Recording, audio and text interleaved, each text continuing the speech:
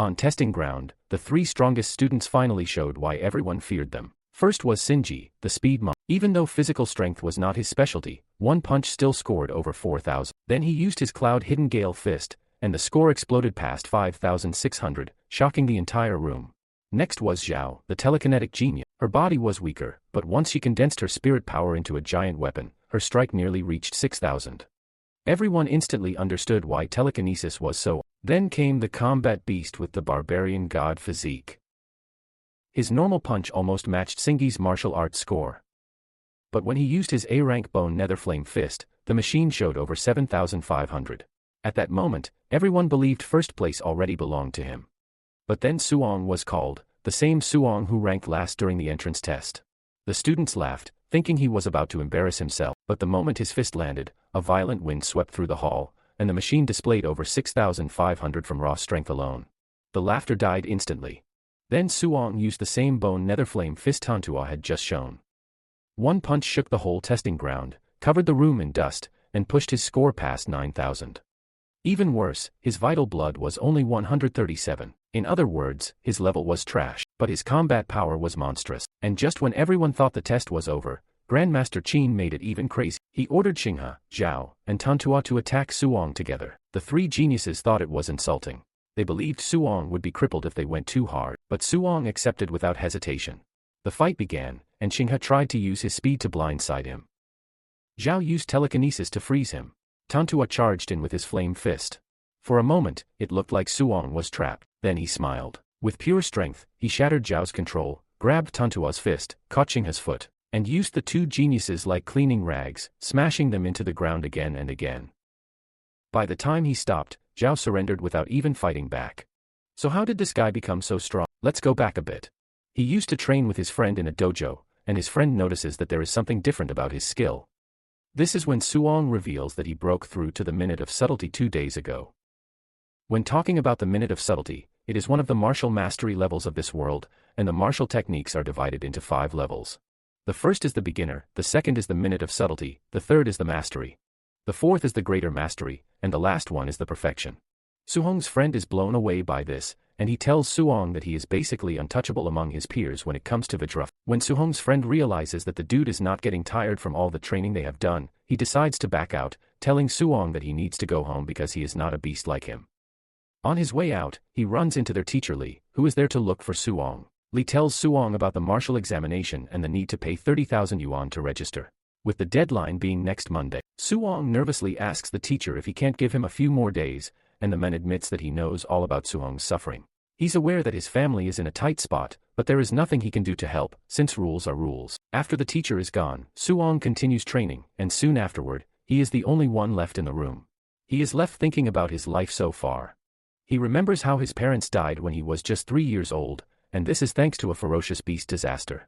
Since then, Suong has been living with his aunt and uncle. Apparently, after they discovered his martial talent, they decided to support his training with everything they had, since this era gives martial practitioners enough money to live the best life. Suong is heartbroken that he is doing everything to become good at martial arts, but he only keeps making things worse. Later that night, Suong arrives at the door of the house to hear his uncle and aunt talking about how hard things are. Apparently, the rent is almost due, but they are ready to delay the rent just so they can pay Suong's registration fee. They believe that Suong is such a magnificent talent that they can't hold back. It turns out that his aunt is even suffering from an incurable disease, but she is ready to stop taking her medicine so that they can save a lot of money. However, his uncle refuses, telling his wife to keep taking her medicine while he takes on another job to support the family. Hearing all of these, Suong almost breaks down in tears, but he is able to pull himself together, and he happily enters the house like he didn't just hear everything they were talking about. His aunt scolds him for training so late into the night, believing that he must be exhausted already. Suong offers to help with the task they are doing, but they refuse, suggesting that he take his rest first. While lying on his bed, Suong decides that he needs to start fixing things by himself because his guardians have sacrificed a whole lot for him. Since he is looking to make some cool cash, he figures out that there is only one place he can go as a martial cultivator. Later on, Suong heads to the Martial Apprentice Arena Defense Challenge, which is an underground fighting arena. Suong wears a minotaur mask on his head to conceal his identity, and the host tells Suong that all he needs to do is win 4 consecutive matches to take home 60,000 won. However, he is not allowed to lose because if he loses just once, he will get nothing. The crowd is not entirely thrilled by Suhong's presence, since it is the first time they have heard of him or even seen him. They mock him, saying he is playing with his life because the underground arena is not a place for rookies, unless he is looking for death. Seeing that the crowd is dulled by his presence, the female hostess urges Suong to heat up the crowd. Suong is totally new to things like this, and he asks the hostess how he is supposed to do this. She gives him ideas like taunting the crowd or even trash-talking them. Suong follows her advice and screams out, telling the crowd that he is invincible while calling his opponents weaklings. This only makes things worse for him, since the crowd immediately concludes that he is arrogant. The crowd immediately switches up to his opponent, telling him to tear Suong apart. Suong finally understands why it is an underground arena because the killing intent is all over the place. However, he has no choice because this is the only way he can earn the tuition money. But he can only hope that his Vajra fist carries him through a few wins. Suong analyzes his opponent and realizes that he is just an easy opponent. The dude makes the first move, leaping towards Suong with a punch, but Suong easily counters him by smacking his head into the ground, easily knocking him out. Suong raises his hand in excitement, but the crowd is not entirely pleased with his display. In no time, the next opponent climbs onto the stage, and he assures Suong that he is going to beat the crap out of him because he was only lucky to have defeated his first opponent. With a quick analysis, Suong realizes that the dude is actually quite decent, and he beckons to him. The dude leaps towards Suong with a fist, but this time, Suong meets him halfway with his own. With this, Suong figures out that the dude might be decent, but he is actually inferior to him in strength. The dude basically left himself open after one attack, and Suong is able to capitalize on this, landing a kick to the dude's waist to send him flying. The dude is sent into the wall and knocked out immediately, ultimately giving Suong 2 consecutive wins. Meanwhile, the man in charge is watching the whole thing unfold from his office, and he is surprised at how skilled Suong is, even though he is not even a quasi-martial practitioner. Before they know it, Suong has gone past his third opponent with just one match standing in between him and 60,000 yuan. The man says Suong is the perfect match for fixed matches, and his junior, who is wearing a fox mask, offers to go recruit Suong. The man tells Mr. Fox not to reveal the fact that he has already advanced to a true martial practitioner. Meanwhile, Suong already sees himself holding the 60,000 yuan in his hands because he believes that he can handle his opponents with his minute, subtlety level Vajra fist. Just then, the fox, who is known by the crowd as White Fox, steps into the arena, and everyone is blown away. They are not entirely impressed with White Fox's involvement because they know that he is pretty strong. When Suong hears that the dude is a quasi-martial practitioner, he realizes that it is going to be a tough fight, but he is not ready to lose. White Fox sees the uneasiness on his face, and he urges him to chill out, assuring him that he is going to go easy on him. The referee then starts the match, and since Suong can sense that he is inferior to White Fox, he decides to go all out from the beginning. Their fists meet halfway, and the force from the punch immediately tells Suong that he is wrong. He realizes White Fox is not a quasi-martial practitioner, but a genuine martial practitioner who deliberately suppressed his vital blood energy. Sweat runs down his body, and before he even knows what is happening, White Fox punches him into the distance with his Thunder Rush Fist technique, which is a triple resonance Thunder Rush Fist. Suong crashes to the ground with the attacks ravaging his body. The crowd is blown away when they see this, and they conclude that Suong is done for. The fight continues, and Suong is forced to be on the defensive. White Fox continues to taunt Suong, telling him to show his true self because he appears to be weak. Suong, on the other hand, cannot even move from where he is, and he knows for sure that if this keeps up, he is dead. He is looking for an opening when White Fox lands a punch straight to his face that sends him flying into the distance.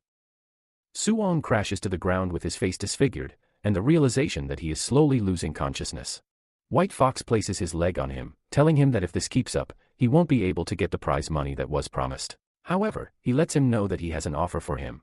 He tells him to join them, and starts throwing matches for them, while collecting the match's full prize. Suong confidently tells White Fox that he is not interested in something so shameless. White Fox's tone and expression change as he tells Suong to rethink his decision because he can't refuse them. However, Suong tells them that they need to cover their faces in shame because they call themselves martial practitioners with the sort of trash stunt that they are pulling. Since Suong is not going to accept his offer, White Fox tells him that he is going to render him useless, so he won't be able to practice martial arts again. White Fox throws a kick at Suong, but the moment Suong realizes the gravity of what White Fox said, he pulls himself together and dodges the attack. He gets back on his feet with the fierce determination that he is not allowed to fail. White Fox is surprised to see that Suong can still stand even though he just took the full power of his Thunder Rush Fist. Unknown to him, Suong is driven by the will to become a martial practitioner so he can let his family live a good life. For a moment, he considers White Fox's offer, but he immediately trashes it again because he is not someone who would accept such a trash offer to build his future on.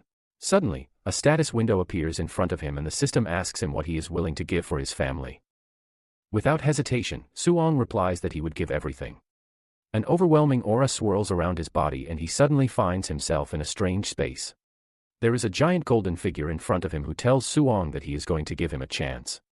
Suddenly, a golden status window appears in front of Suong which displays Suong's stats and techniques. Suong wonders if it is a touch screen, but he immediately confirms that it is with just a touch of his hand. He checks out the task section, where he finds a task named Path of the Arena. He is expected to hone his martial arts in that space and then return outside to deal with White Fox. Since it is the newbie tutorial, he is informed that there is no reward for it. Suong is wondering what the task is all about when his clone appears behind him and throws a punch at his head. Suong barely dodges it and realizes that his clone is using the same skill as him. In fact, his clone's skill appears to be even more refined than his, which is more or less a textbook. Since he has gotten himself a worthy opponent and an example to learn from, Suong decides to throw everything into it. Suong goes after his clone, but the clone easily dodges his strike before landing a counter-attack that shifts Suong backwards. Suddenly, Suong realizes that the progress on his technique has increased to 10% and it was 7% before the duel began. This is when Suong realizes the simple truth that his clone can help him master his technique faster. Suong dashes toward him and they start exchanging blows, with each punch increasing the mastery of the technique. Before he knows it, he masters a bunch of techniques just from training with his clone and getting a beating from himself. After a rigorous session, he finally gets a congratulatory message from the system telling him that he has completed the task.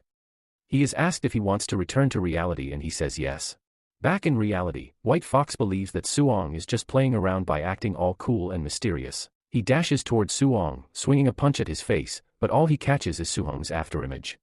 Suong easily dodges the dude's attack while telling him that he is too slow. The next thing that White Fox knows is a punch coming straight at his face, shattering his mask while reconfiguring his facial bones.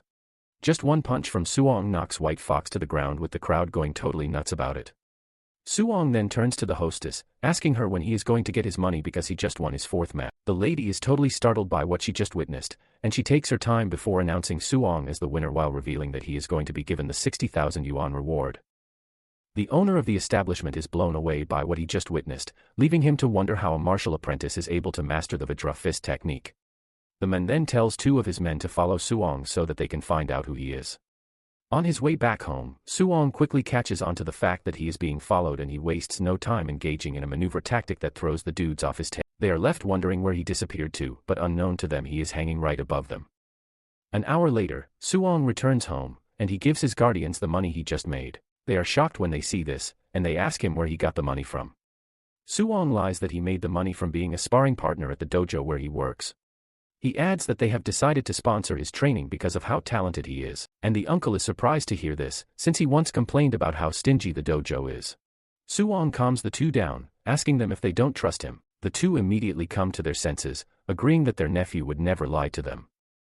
Later that night, Suong heads to the roof to think about how good the day went. He has been able to sort out the martial examination registration, and even figure out his rent. In fact, his aunt's medical bills have been covered to some extent. Suong is glad that he was able to turn danger into safety thanks to the system, but he realizes that aside from the technique levels, the other values didn't change. He notices that there is something called martial Dao value, but he doesn't know what it does. The system tells him that defeating an opponent that is above his level would give him 67 martial Dao value points, and this can be used to increase vital blood and martial techniques. So he should use it wisely. Suong decides to try it out immediately, and he increases his vital blood, which immediately reflects on his body. His vital blood jumps to the 90 mark, and he realizes that he has reached the quasi-martial practitioner level. He decides to add all the points he has to vital blood, and he immediately notices an increase in his physical strength, while most of his injuries have fully recovered too. Since he is sensing an overwhelming power in his body, he figures out that getting a good place to try it out is the best way. He decides to head to the school's martial training ground, where there is a combat power tester. Moments later, he arrives at the Star City No. 1 High School Martial Training, where the device is located. It turns out that it is a Tier 1 combat tester, and he decides to use 70% of his punch power to try it out. He takes a deep breath before punching the device, and to his dismay, he destroys it. Suong knows he is dead if they find out that he is the one who ruined the machine. At the same time, he just concludes that the machine is bad, which is why it got damaged too easily. Suddenly, he hears someone coming in his direction, and this is because they heard the noise from the tech. It turns out to be the principal, and the old man almost loses his head when he realizes that the school's test has been He immediately concludes that this is the work of the two school geniuses, Chen Shan and Li Tu.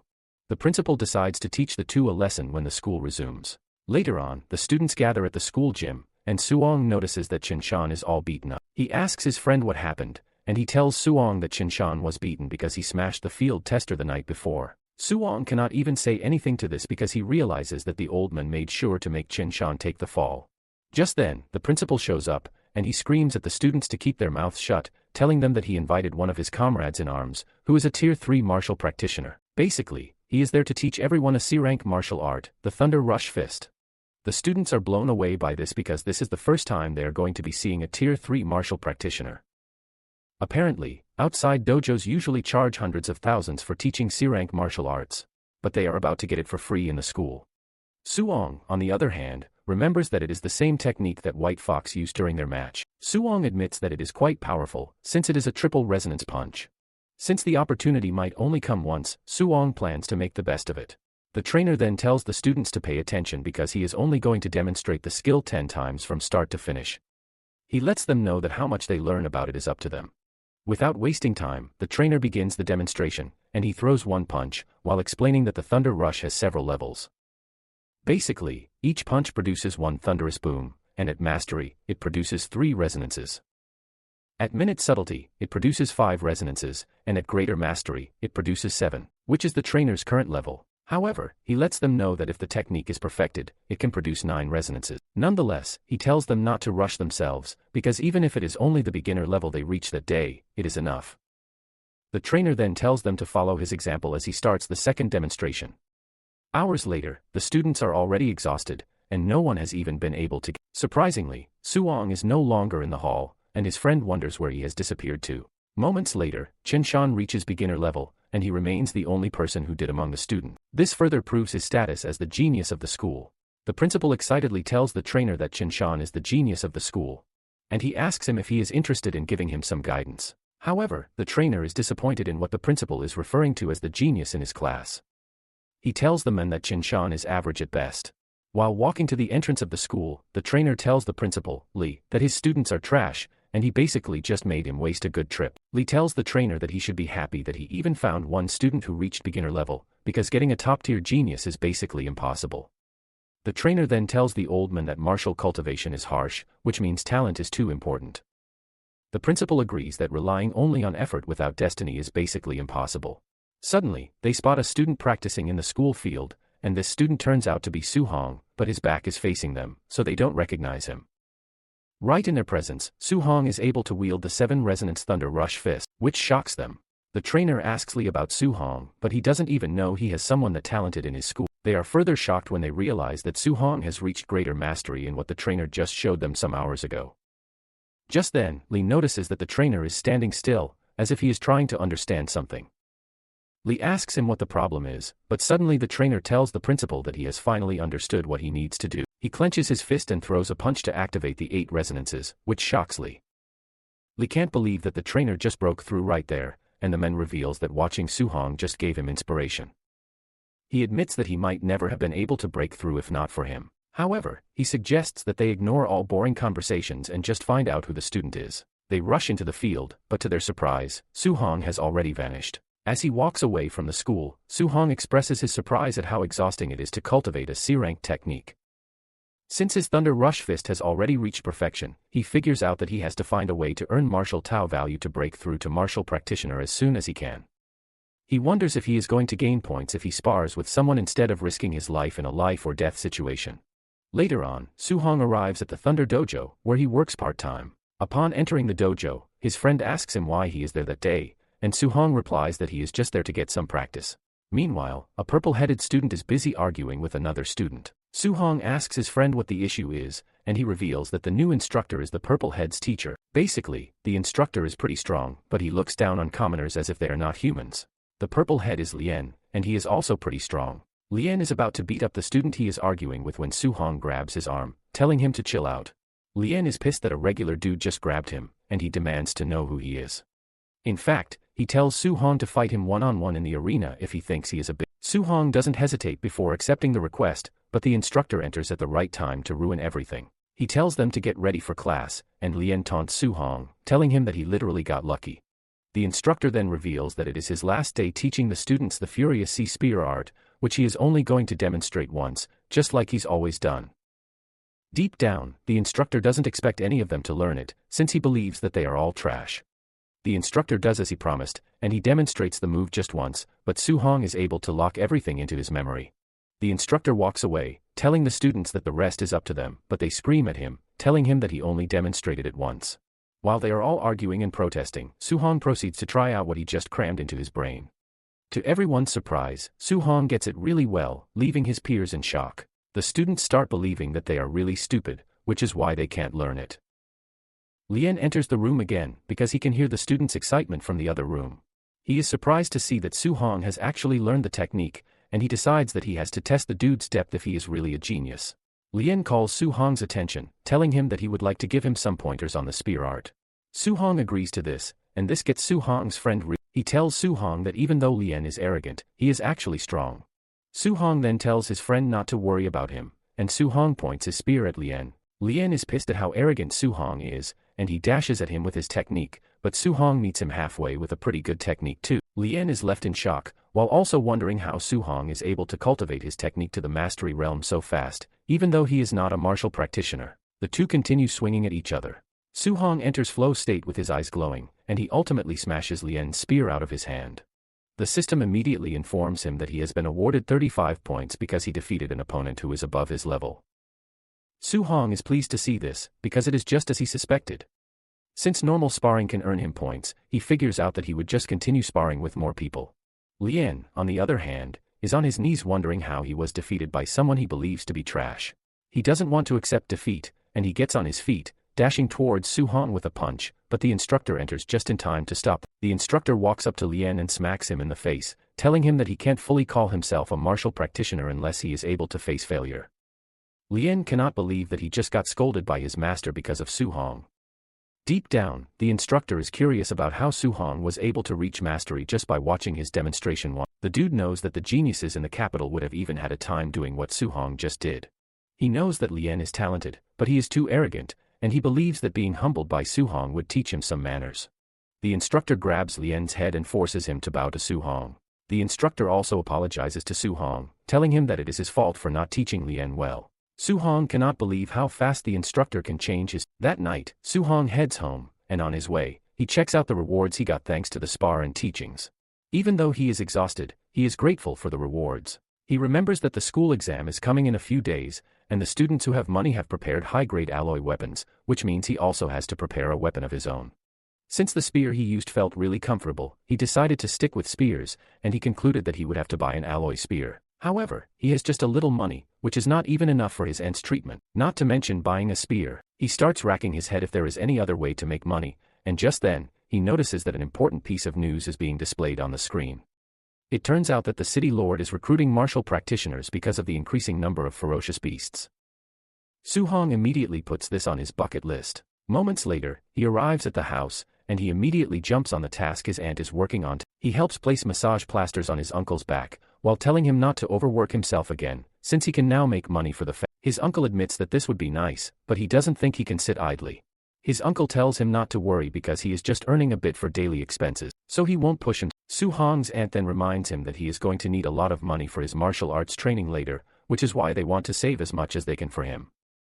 Su-hong immediately figures out that his uncle and aunt won't sit down to rest because they are already used to living in hard times, which means the only solution is to make a crazy amount of money to assure them that they don't have to worry about working themselves to death. This further cements his decision to earn from the ferocious beast hunt. However, he is aware that the wilderness is dangerous, and to be safe, he figures out that he would need to raise his strength as much as possible. He decides to put all the martial Tao points he has into vital blood. After adding all the points he has, his vital blood level shoots up to 95.2, which is just a step away from becoming a martial practitioner. After 2 full days of working really hard, Su-hong is able to bring all of his martial techniques into perfection. Since his preparations are now complete, he figures out that it is time to leave the city to hunt beasts. That Saturday, Su-hong heads to the Star City Martial Practitioner base, and since it is his first time coming there, he is surprised at how far it is. Upon entering the base, she realizes that it is filled with martial practitioners that one won't see every day. Su Hong picks up a manual where he learns of the points awarded to each ferocious beast defeated from Tier 1, early stage, down to the late stage. It turns out that after killing a ferocious beast, one is required to cut off its left ear as proof, or the kill won't be counted. He is looking around when he notices a group entering the base. The big guy among them carries a big bag on his back which is obviously filled with left ears. The arrival of the group catches everyone's attention, and leading the group is a blonde-haired fellow, yeah. Su Hong notices something strange about his aura and his outfit, which makes him believe that Ye is White Fox from the underground arena. It turns out that the practitioners don't really like Ye, and most of them would have beaten him up if his uncle wasn't the base manager. Ye soon notices Su Hong standing in the distance, and they lock eyes. Su Hong immediately figures out that he has to worry about humans, while also worrying about beasts. After he is done settling his affairs, Su Hong tells the official that he is heading out alone, and the official believes that Su Hong is just going to die in the wilderness because he is trying to prove that he is tough. As he steps into the woods, Su Hong makes a decision to return with a bag full of monster ears. 2 hours later, Su Hong is already getting frustrated because he has walked around without sighting a single beast. Since he's walked around the outskirts with no luck, he decides to go deeper into the forest. He hasn't even gone that far when he runs into a phantom moon wolf, which is a Tier 1 early stage ferocious beast. It is his first time seeing one physically, and the beast wastes no time leaping toward him with clear intentions of tearing him apart. With the beast charging in recklessly, Su Hong meets it halfway with a powered punch that sends it flying into the tree. With just a punch from Su Hong, the monster is sent to the afterlife. Even though he is trembling, Su Hong cannot help but admit that it was a thrilling experience more than he imagined. He realizes that with his current strength, he can kill a Tier 1 early stage ferocious beast in one move, which leaves him wondering how he would fare against a Tier 1 mid-stage. Meanwhile, he is being stalked by another monster that is watching from deep into the woods. Suddenly, the monster makes its move, and it turns out to be a furious black bear, which is a Tier 1 mid-stage ferocious beast. It leaps toward Su Hong, aiming to catch him off guard, but Su Hong takes it down relatively easily too. With this, Su Hong concludes that he is not in any sort of danger as long as he doesn't run into Tier 2 ferocious beasts. Su Hong cuts off the bear's ear, and he smiles because he has just secured 3,000 bounty. Just then, the system tells him that he now has enough martial Dao points to break through to a martial practitioner. Suddenly, he feels an overwhelming presence in the distance, which catches his attention. This leaves Su Hong wondering what type of beast could emit such a terrifying presence. He decides to go check it out, and he dashes toward where the aura was coming from. By the time he gets there, he finds a group of martial practitioners getting torn apart by a scary black jade giant python, which is a Tier 1 late-stage ferocious beast. One of the martial practitioners tries to block the serpent with his shield, but he gets smacked into a rock, ultimately relieving him of his life debt. Before he knows it, he realizes that the snake has locked onto him. The snake rushes at him, forcing him to frantically leap backward. However, the snake is so fast that it is able to close the distance in no time, landing a hit that causes Su Hong to cough up blood. Su Hong cleans the blood in his mouth, and he grabs the spear of one of the dead telling the dead fella that he would like to borrow his spear. Su Hong then stands fearless in front of the snake, but this only makes the snake even angrier. The snake comes after Su Hong with ferocity, forcing Su Hong to run.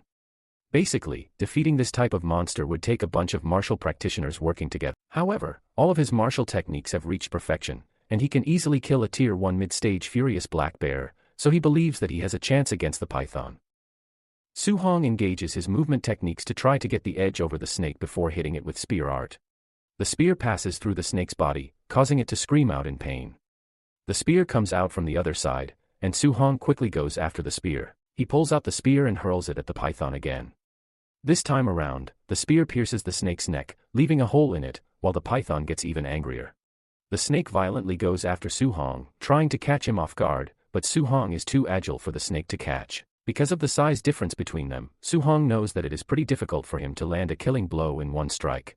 Since it has come to this, he figures out that he can only weaken the beast as much as he can until he is able to deliver the killing strike. While dodging the snake's movements, Su Hong lands a powerful punch to the snake's body before going after his spear again. Su Hong has been creating distance between himself and the snake after every attack, so he can find another opening to strike again.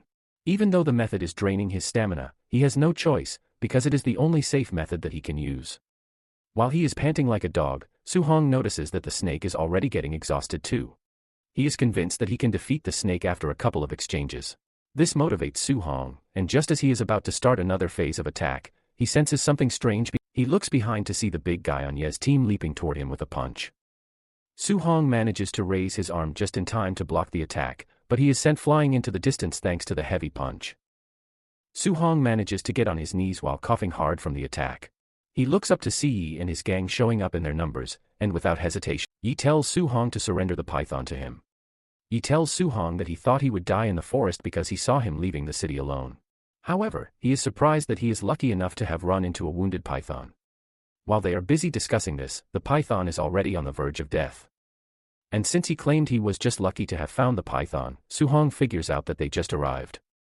Su-hong knows that he is outnumbered, and to make it worse, they are martial practitioners. Su-hong is thinking about a way forward when the big guy lunges at him again. He screams at Su-hong, telling him to get lost, but Su-hong is overtaken. He screams at the dude, telling him that he was only forced to repel his earlier attack because it was a surprise attack. He asks the dude if he seriously thinks he can't beat all of them up. Su-hong then meets the dude halfway with a powerful punch, and before he can even react, he gets punched in the head. The dude is knocked to the ground, ultimately taking him out of the picture. Seeing Su-hong's skill, Yi immediately confirms that he is the Minotaur dude from the underground arena. Yi tells Su-hong that he is literally the first person to ever humiliate him badly in front of many people. Yi then orders his lackeys to kill Su-hong. Seeing that he is about to be jumped, Su-hong grabs the spear and leaps into the forest. The dudes chase after him, but thanks to the dense forest, Su-hong is able to stay hidden. However, the gang is not afraid of Su-hong, since he is just one person. Suddenly, Su-hong appears out of nowhere, and before the dude with a face mask even knows what is happening, he gets smacked really hard into the ground. Su-hong vanishes immediately, and he realizes that our guy is pretty fast. At this point, Ye's lackeys have started getting worried because the skill Su-hong just used is not to be joked with. However, he screams at them, telling them to keep their mouth shut. Meanwhile, Su-hong is hiding in a tree, and he knows that he would have been able to take on all of them head-on if the snake hadn't drained his stamina. Since this is the case, he is left with the only safe option, which is to pick them off one by one. Su-hong leaps off the tree, and he throws his spear beside them to catch their attention. The moment they lose focus because of the spear, he goes after the one with the nice hair, and kicks him in the head, knocking him out completely. The last guy on the team screams like a baby, telling Yi that it would be nice if they ran because Su-hong is too strong, but Yi refuses, saying he has to kill Su-hong that very day. Before he knows it, Su-hong appears out of nowhere just like before, and smacks the last guy to the ground, leaving Yi as the only person on the team. At this point, Yi is already shitting his pants, wondering how Su-hong was able to get that strong in just a few days. Since he is the last person on the team, Su-hong decides to toy. Su-hong runs past him, and by the time he turns around, Su-hong then reappears behind him, but Yi is able to react to this. He screams at Su-hong, telling him not to be overconfident, believing that he has cornered him. Yi fires off an energy blast from his finger that Su-hong barely dodges. The blast misses Su-hong's head, and it destroys the tree behind. To keep Su-hong away, he continues firing off energy blasts from his finger, which is thanks to a skill called Void Breaking Finger. Su-hong is forced to keep changing locations, and realizing how strong Ye's technique is, he wonders if it is a B-rank skill. Yi then starts to yap, telling Su-hong to show himself, but he doesn't stop. He proceeds to threaten Su-hong's family, saying he is going to have them killed when he returns to the city. This turns out to be his biggest mistake, as Su-hong immediately goes into he ignores the essence of fear, and he dashes toward Ye's position.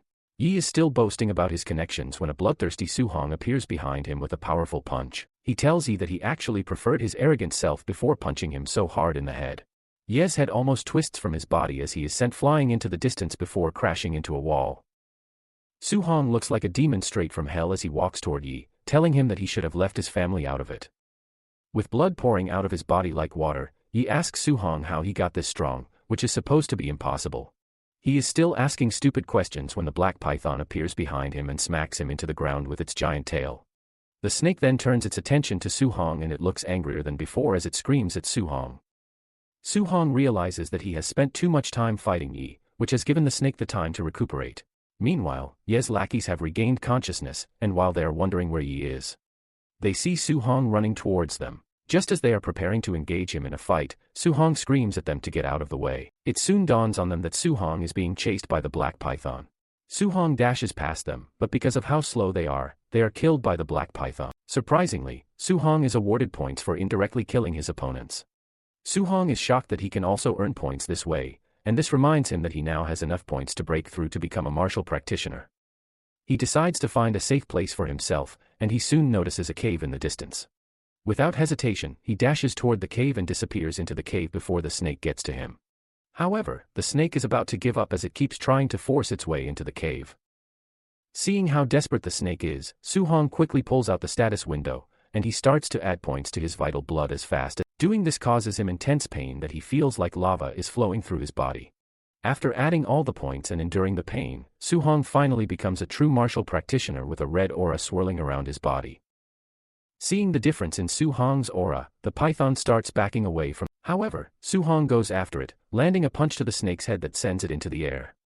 The snake bleeds out profusely, but Su-hong is not yet done with it. Su-hong leaps toward the snake and delivers a powerful punch to its body before pushing its spear into its body. By exerting great force into the spear, Su-hong is able to pin the snake to the ground. This gives Su-hong the chance to cook up the Thunder Rush Fist, which he delivers to the snake's head without mercy. The overwhelming strength of Su-hong's punch is enough to crush the snake's head, which grants him 92 Dao points. Su-hong is extremely proud of himself because he was able to withstand the snake's attacks. When it is time to cut a proof for the snake's kill, he is left confused on what to do, since snakes have no ears. Nonetheless, he figures out that returning to the base is the most important thing. As he is about to leave, he finds he has crushed body on the ground. Su-hong lets him know that he should be thankful that he died the way he did because he obviously had other plans for him. Su-hong then decides to search him, hoping to find the high-grade technique that he was using. Fortunately for him, he found the book on the void-breaking finger. Su-hong locks himself in the cave to memorize and master the new technique that he has just found. Once he is ready, he pulls out his clone, and the two engage in a fierce battle in which he is trying to master the void-breaking finger. After so much stress, he finally breaks through to the beginner level of the tech. By the time he returns to reality, he realizes that he is already bleeding in the nose, which shows just how powerful the technique is. Su-hong decides to find a monster to test out the power. 3 days later, Su-hong is still busy hunting down monsters with the new. He confidently fires off an energy blast into a brown bear, charging toward him, and this easily destroys the bear. Confident that he has mastered the skill, Su-hong concludes that it is time for him to head back to the base. He makes his way to the counter, where everyone is documenting their kills. He drops his bag, and the attendant checks it out. She starts calling out the monsters that were defeated by Su-hong, shocking the other practitioners standing around. It turns out that Su-hong was able to take down monsters worth 406,000 points. This is when it dawns on Su-hong that he overdid it because he was looking to just hunt a few in the first place. Suddenly, a side of the wall in the base is destroyed. The practitioners are surprised to see that they are getting attacked when there are literally a bunch of them lying around. Just then, the person who destroyed the wall shows himself, and it turns out to be his uncle, who is the base manager. The practitioners are surprised to see that Oldie is pissed, and the officials ask him what the issue is. The old man then reveals that his nephew and all of his gang have been killed. The crowd is shocked to hear this, but deep down, they are not concerned because he was a douchebag when he was alive, so most didn't really care. Oldie then mentions that a B-rank technique was taken from his body, and he wants everyone on the base to be searched before they are permitted to leave. Su-hong maintains a straight face while thinking about everything that happened in the woods. He is confident that the corpses can't be traced back to him, since the python was the monster that killed Yi and his team. Su-hong is thinking about this, when Oldie suddenly locks eyes with him, shocking him. Oldie then turns to Su-hong and tells him that he is aware of his latest feat of taking down beasts as if they are nothing, which gained him over 400,000 points. One of Oldie's assistants tells him that she checked Su-hong's stats and it was barely fit to be a tier 1 early stage, so there is no way he killed that many beasts. The lady believes that Su-hong only picked up his backpack, and she suggests that they search Su-hong. 2 bodyguards walk towards Su-hong with an intimidating aura while telling Su-hong to cooperate. Just as they are about to reach him, Su-hong points his spear at them before they can even realize. They ask him what he is trying to pull off, and Su-hong reveals that he is a student from Star City No. 1. He asks them if they are really willing to search him. The moment Oldie hears this, he remembers that the principal of the school is known for how he fiercely protects his students. He knows fully well that the principal is no joke, so it won't make sense to cross him. However, he believes that Su-hong is quite suspicious. Oldie secretly admits that Su-hong might be a genius if he were the one who hunted down all the beasts, which means wrongly accusing him might cause problems for them. Oldie then moves over to Su-hong, telling him how Yi and his team were ambushed. He adds that a technique was stolen from them, and they would need to search him. Su-hong then decides to add a clause to the whole thing. He tells Oldie that he would like them to pay him 30,000 yuan just in case they don't find anything on him. Su-hong is confident that none of what happened can be traced back to him. Oldie agrees to the deal, and he tells his men to thoroughly search Su-hong. After they are done searching him, they find nothing, and he tells them to give Su-hong the 30,000 yuan that he owes. Su-hong is glad that everything is going pretty well, and it is thanks to the fact that he burned the book before he even left the forest. After he has been searched, Su-hong prepares to leave, and he has his next plans mapped out already. Su Hong then heads to the inn of the martial practitioner base. Once he's settled in, he decides to use his points. He is shocked to see that he has that large a number of points in stock. However, he is left confused about what to choose. He realizes that the mortal body and spirit haven't received any upgrades since the start. Since he is curious, he decides to try it out, and he dumps his points into the spirit and mortal body. After filling the mortal body with enough points, he decides to push the rest into the spirit. This is enough to cause severe changes in his body that Su Hong can even feel. The spirit skill is about to transform him into a muscular man, but Su Hong is able to dial it down. He is thankful that he got it under control because there is no way he would have been able to explain it to anyone. 1 hour after this, Su Hong heads to the Star City Martial Practitioner Association. He meets with the attendant at the reception, telling her that he is there for the Martial Practitioner assessment. The lady attends to him calmly, telling him that a staff member will soon show him the way. Just as said, a staff member shows up to lead him to the section where he is going to take the test. As he walked past the other practitioners, they were all surprised that a kid like him was coming to take the test. The staff informs Su Hong that a Tier 1 martial practitioner needs 100 vital blood and over 1000 combat power to pass the exam. The practitioners who see him believe that he is just there to give the whole thing a trial. Upon arriving at the testing center, Su Hong watches as some fellas fail the test. However, one candidate, Li Ming, passes right in front of him with a combat power of 1000 points. It turns out that he is Jiang Ming's student, and Ming is Lien's instructor, too. Ming is surprised to learn about this, wondering just how many disciples he has. The dude then arrogantly tells Su Hong that he is up for his test. Li Ming believes that Su Hong is going to embarrass himself because he believes he has a chance. Suddenly, his arrogant behavior is watered down when he learns that Su Hong passed the vital blood test with 123 points. However, he tries to calm himself with the fact that Su Hong hasn't taken the combat power test yet, and this is the main deal. Su Hong is led to the power testing machine, and he remembers how he broke the machine at school. He realizes that he has gotten stronger, so he is going to use 4/10 of his. Suddenly, it dawns on him that this might backfire because, if he goes too light and fails to get the required number, it would be bad. He then decides to go with 5/10 of his power to avoid errors. Su Hong punches the field tester so hard that it gets disconnected from where it was bolted to. The tester is sent crashing into the wall, shocking those who witnessed the test. Li Ming, who was arrogant some minutes ago, couldn't even comprehend what just happened in front of him. The tester's capacity is 3000 combat power, but Su Hong basically went past that, and the other practitioners conclude that Su Hong is a freaking monster. Meanwhile, the president of the Star City Martial Association, Wu Lingxian, is seen in her office complaining about the lack of geniuses. She is worried that her position as president would be threatened if she can't provide one very soon. Suddenly, one of the officials came rushing into the room, telling her that a monster had just appeared at the martial practitioner assessment. Wu's head immediately goes into overdrive when she hears, because it is just what she wanted. Later on, Su Hong is in the hall taking instructions from one of the staff. He tells him that he is going to get a practitioner identity, while also receiving an allowance. Suddenly, Wu shows up at the top of the stairs, telling her subordinate to hand Su Hong over to her. The dude is shocked that the president shows up just because of Su Hong. Wu introduces herself and tells Su Hong to follow her. Su Hong acknowledges the order, but he is impressed at how young the lady is, and she is already a force to be reckoned. Upon arriving at the president's office, Wu talks about how Li told her that he had no geniuses in his school, but it turns out to be a lie. Su Hong then asks the lady why she brought him to her office because he only came to register as a martial art practitioner, so he can collect his allowance while getting a guiding technique. Wu urges Su Hong to relax because she has already told the staff to handle the martial practitioner certificate and his monthly allowance. And for the guiding technique, she tells Su Hong that she is going to teach him personally. She asks him how much he knows about guiding techniques, and Su Hong explains what he learned in the books. Wu lets him know that what the textbook said is not entirely wrong, but she reveals that the guiding techniques are far more than just cultivation methods. She uses her heavenly flame guiding technique as an example, saying it absorbs fire attribute spiritual energy. Although it strengthens the body, it also imbues her attacks with flame attribute destructive power. She tells him that if he can externalize the said attribute, he can extend his attack range. However, for a Tier 1 martial practitioner like him, she tells him that carrying a trace of it is already impressive, so he doesn't have to break his back, wrapping his fist in the attribute as she just demonstrated. Su Hong is shocked when he realizes that guiding techniques can be used for attack because he had only thought they were for absorbing spiritual energy to cultivate. He is surprised that the textbook he read never mentioned something like this.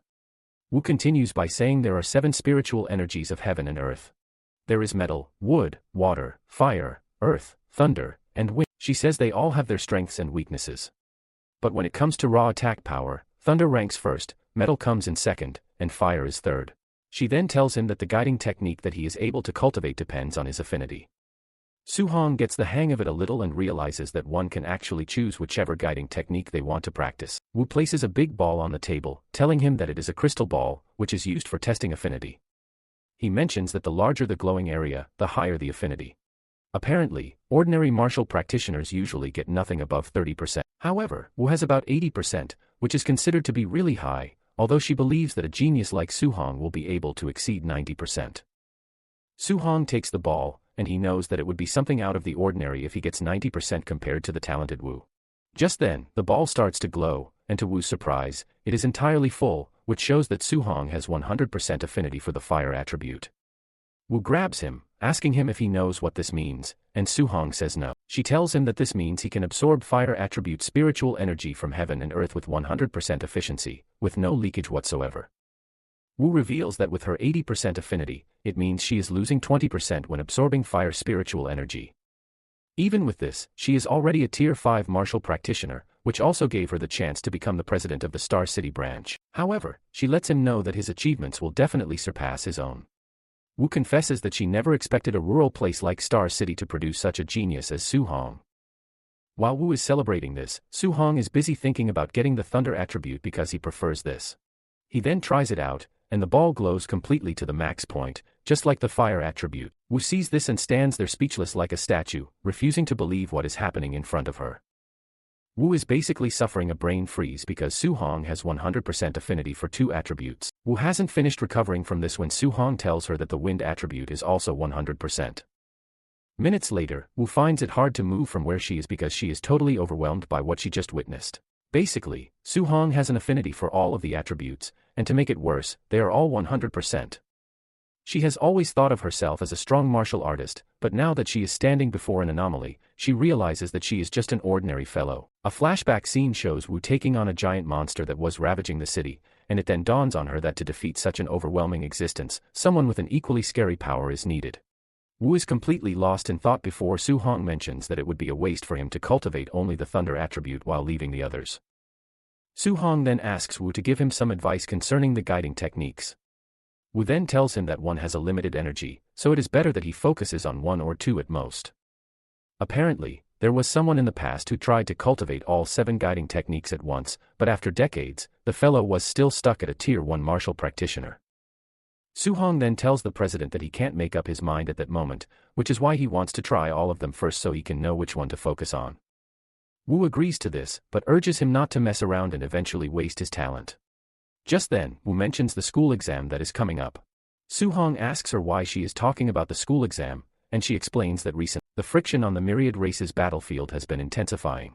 She mentions that war between the myriad races and humanity could break out at any moment. Thanks to this, every nation is pouring massive resources into forming genius training camps, and she has one that she wants to recommend for him. However, he has to take first place in his school's monthly exam so she can secure a recommendation slot.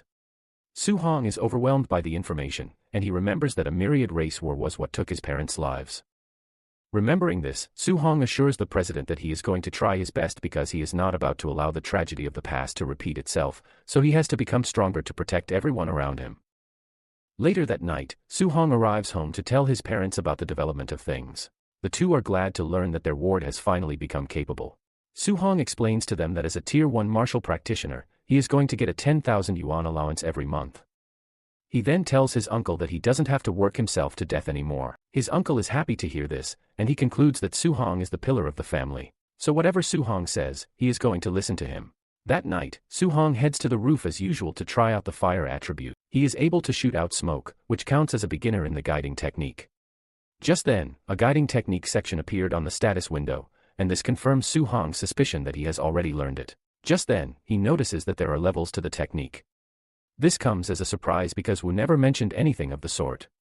However, it soon dawns on him that the guiding techniques can only be leveled up by him. And this creates a level of excitement in him. However, he doesn't know how the level up happens. He wonders if they can be leveled up using martial Tao points too. Since he doesn't know how this works, he decides to cultivate the rest of the guiding techniques first. Su-hong then sits down to focus on the guiding techniques, but several hours later, he hasn't made progress because the 7 different attributes repel each other. He then remembers the genius Wu mentioned, who was stuck in Tier 1 even after decades. Even though all 7 attributes are present inside him, he can only mobilize one attribute at a time. Anytime he tries to force a second attribute into it, it clashes violently and then disappears. Since Su-hong knows that thunder and fire are similar, he decides that he is going to try to cultivate them together. Hours later, Su-hong wasn't able to carry out his desired result. This continues till the next day, but Su-hong is able to tame both thunder and fire at the same time. Su-hong creates a fireball with lightning in his hand, and he is proud of himself because after trying the whole night, he decides that it is time to test out the new power. The following day, he heads down to the test field, where he is to test his power on the Tier 3 combat power tester. Since he used 5/10 of his power the last time, he decides to use 3/10. Su-hong punches the tester hard, and surprisingly, the mark was above 2000. Su-hong finally understands how strong he has become. He then decides to combine the power of fire and thunder to see what will happen. He punched the machine again and this time it broke.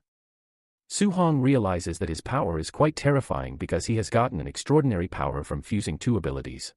Su-hong is already thinking of what would happen if he got his hands on the 7 attributes. Su-hong then returns home to try to fuse 3 attributes together, but it fails because it is even harder. He has tried all the combinations that he can, but there is no progress whatsoever. He wonders if raising the guiding technique level would help him fuse the techniques successfully. Since the monthly exam is the next day, Su-hong figures out that it would be best if he earns enough martial points before the next day. The next day at the school, Lee addresses the students, telling them that with the front lines growing really tense, there will be an annual training camp every year to select and intensively train geniuses. He mentions that the training camps offer abundant resources like pills and even grandmasters who will serve as their instructors. He then reveals that it is the top 3 students in the monthly exam who will qualify to join the Star City training camp. The students are hyped when they hear this, but Su-hong on the other hand is more concerned about the Tier 7 Grandmaster. Just then, Su-hong's friend tells him that Lee Tu and Qinshan are both martial practitioners now. Su-hong can't believe that he was away for 10 days, but the two have broken through to martial practice. Su-hong reveals that the principal had the instructor, Chen, come in to give the 2 additional lessons for the past couple of days. Su-hong's friend tells him the impressive things Tu and Chen have. Thanks to this, the 2 can now compete to see who is the best. Meanwhile, the principal and Chen are still trying to find the student from before, but since they can't, they have started assuming that he is not from their school. Just then, Jiang Ming shows up at the school with Lian and Li Ming. He teases the principal, telling him that the quality of students that year doesn't look too good. The old man asks Jiang what he wants, and he reveals that he brought his 2 disciples to spar with the students, so that they can be taught the proper way of things.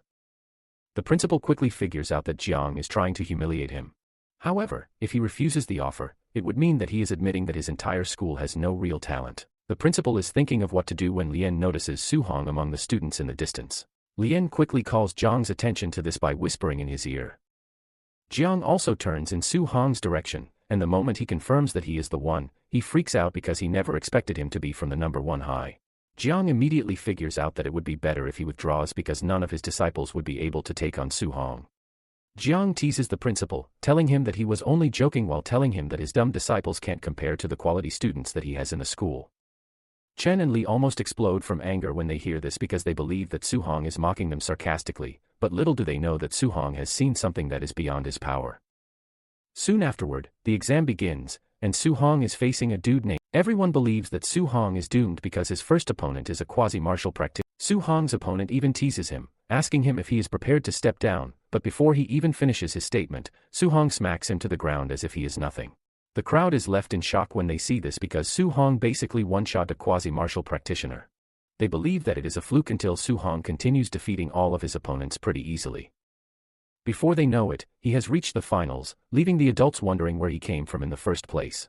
Lee blames himself for not noticing such an incredible talent all this time. The instructor then mentions that he must have seen Su-hong somewhere before because he looks really familiar. Meanwhile, Qinshan and Li Tu are still fighting each other to know who is going to get to the finals. Because of how equal they are in strength, it is hard to say it is a particular person who will win. While they are busy fighting, they are still taunting each other about who is the strongest and who is the second strongest in the school. Just then, Chen externalizes his attribute to wrap fire around his fists, shocking those who are watching. They are blown away because fire is only second to thunder when it comes to destructive power. Tu then shocks everyone by externalizing his own attribute, which is metal, and it is more powerful than fire when it comes to destructive capabilities. Tu goes after Chen, delivering fast-paced attacks that shock everyone. Chen feels the heat of the attack, and the teachers realize that Tu has been hiding his true depth from the beginning, which is why he is able to defeat Chen. The instructor commends Tu, saying he was able to master the attribute externalization in just 10 days while also making it to minute subtlety. The old man then concludes that there is no need to watch the finals because with minute subtlety, Suong has no chance against Tu. The instructor agrees with him, saying Suong might have had a chance if he had a guiding technique. Just then, one of the instructors bets 50,000 on Suong, and the old man quickly takes him up on his bet. Soon afterward, Suong and Tu meet in the finals. Tu teases Suong, telling him that he was lucky to have reached the finals because he didn't meet him or Chen on the way. However, he lets him know that his run of luck has come to an end. Suong keeps mute because he is happy that he is finally getting a good human to beat up after fighting beasts for so long. Tu tells Suong that he should be proud because he can call himself second best in the school since he made it to the finals. Suong taunts him, asking him who is first, and Tu lunges toward him, saying it is obviously him. Tu unleashes a 5-resonance thunder rush fist that shocks the spectators. Instead of dodging the incoming attack, Suong decides to stand around to test out his physical prowess. The students shout at the referee, telling him to save Suong because he is about to be obliterated. Suong then jumps at Tu, and the two start exchanging punches. Tu is shocked when he realizes that Suong is able to stand against him with a skill of his own. Suong maintains the intensity, and Tu realizes that Suong is no child's play because every punch from him feels really heavy. The spectators are left in awe because Suong isn't using any martial technique, but he is able to match Tu blow for blow. This tells the crowd that Suong's strength is no child's play. The instructor believes that Suong has a unique physique because there is no way his power is that exaggerated. Lee is excited that his trash school is able to provide a genius at last. As the battle continues, Tu tells Suong not to believe that he has a chance because he will come out as the winner in the end. Seeing how desperate Tu is to win, Suong realizes that his physical strength is not enough to win against him, so he might just go all out against him too. Suong then tells Tu that he is going to get serious with him since he showed him his full power too. Suong then externalizes his thunder attribute as he dashes toward Tu. Fear grips Tu when he sees this because he wasn't expecting Suong to have a trump card. Even the spectators are left wondering what might be going on. The teacher screams out like a frog when he sees how Suong is handling the thunder technique. Moments later, Tu realizes that he is getting overwhelmed by Suong's technique because his thunder attribute is stronger than his metal attribute. Suong lets Tu know that he is going to get serious with him by showing him his trump card. He unleashes 9 resonances on Tu, ultimately trashing him. The students are initially stunned by what happened, but when they finally digest how Suong won, the crowd goes wild. Seeing how he just used 9 resonances, Lee and the instructor also figure out that Suong was the student who vanished from their sight that day. The principal tells the instructor that they are not witnessing just a genius, but the dragon star of the school. The instructor chuckles nervously, saying the privileged geniuses at the training camp are about to be hit with a brutal shock. He compares Suong to a dragon that is meant to soar, not to sink in a pond. The principal agrees with him, saying Suong is meant to shine on the international level, not a rural place like Star City. That night, Suong returns home with a smile on his face, and when his guardians ask him who took first in the school, he proudly reveals that he is the one. His uncle asks him if this means that he is going to the training camp, and he says yes. Just then, they hear a knock on the door, and when they go to the door to investigate, they meet an arrogant woman who reveals that she is Lin Nian's mother at Suong's school. Since the school usually sends the top 3 to the training camp, and her son took 4th, she tells Suong that she is interested in paying him to give up his spot for her son. She pulls out 30,000 yuan like it's some kind of big money and tells Suong and his guardians that this is what she is ready to pay. She expects them to jump at the money, but the cold expression on their faces shocks her, and she screams at them, telling them the competition is a brutal one where people can die.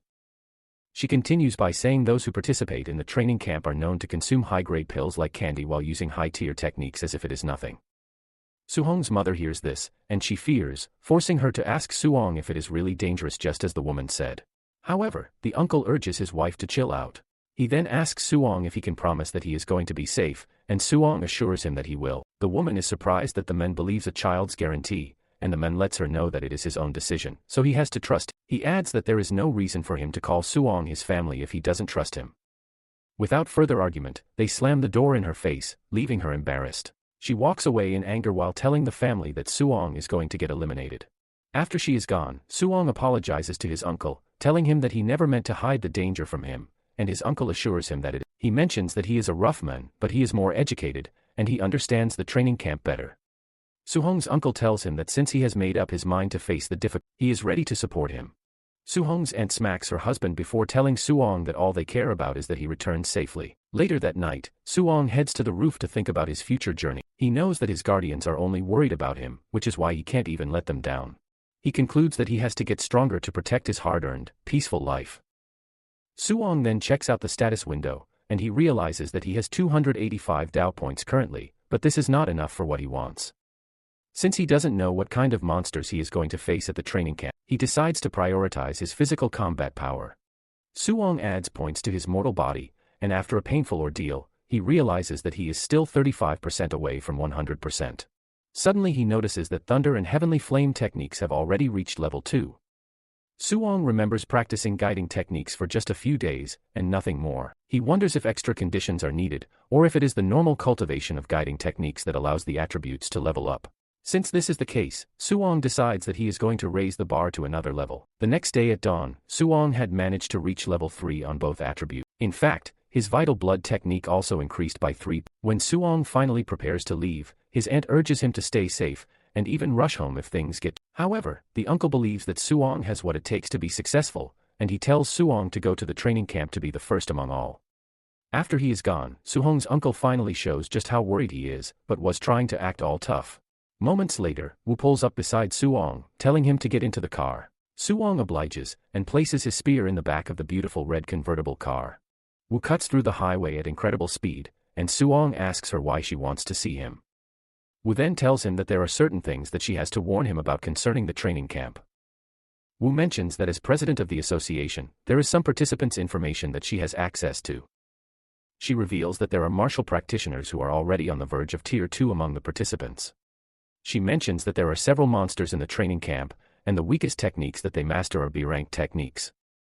When Suong hears this, he gets even more excited instead of scared because he can learn B-rank techniques quickly. Wu admits that Suong is the strongest she's seen when it comes to talent, but she lets him know that he doesn't have the same level of resources as those he is going to meet in the training camp.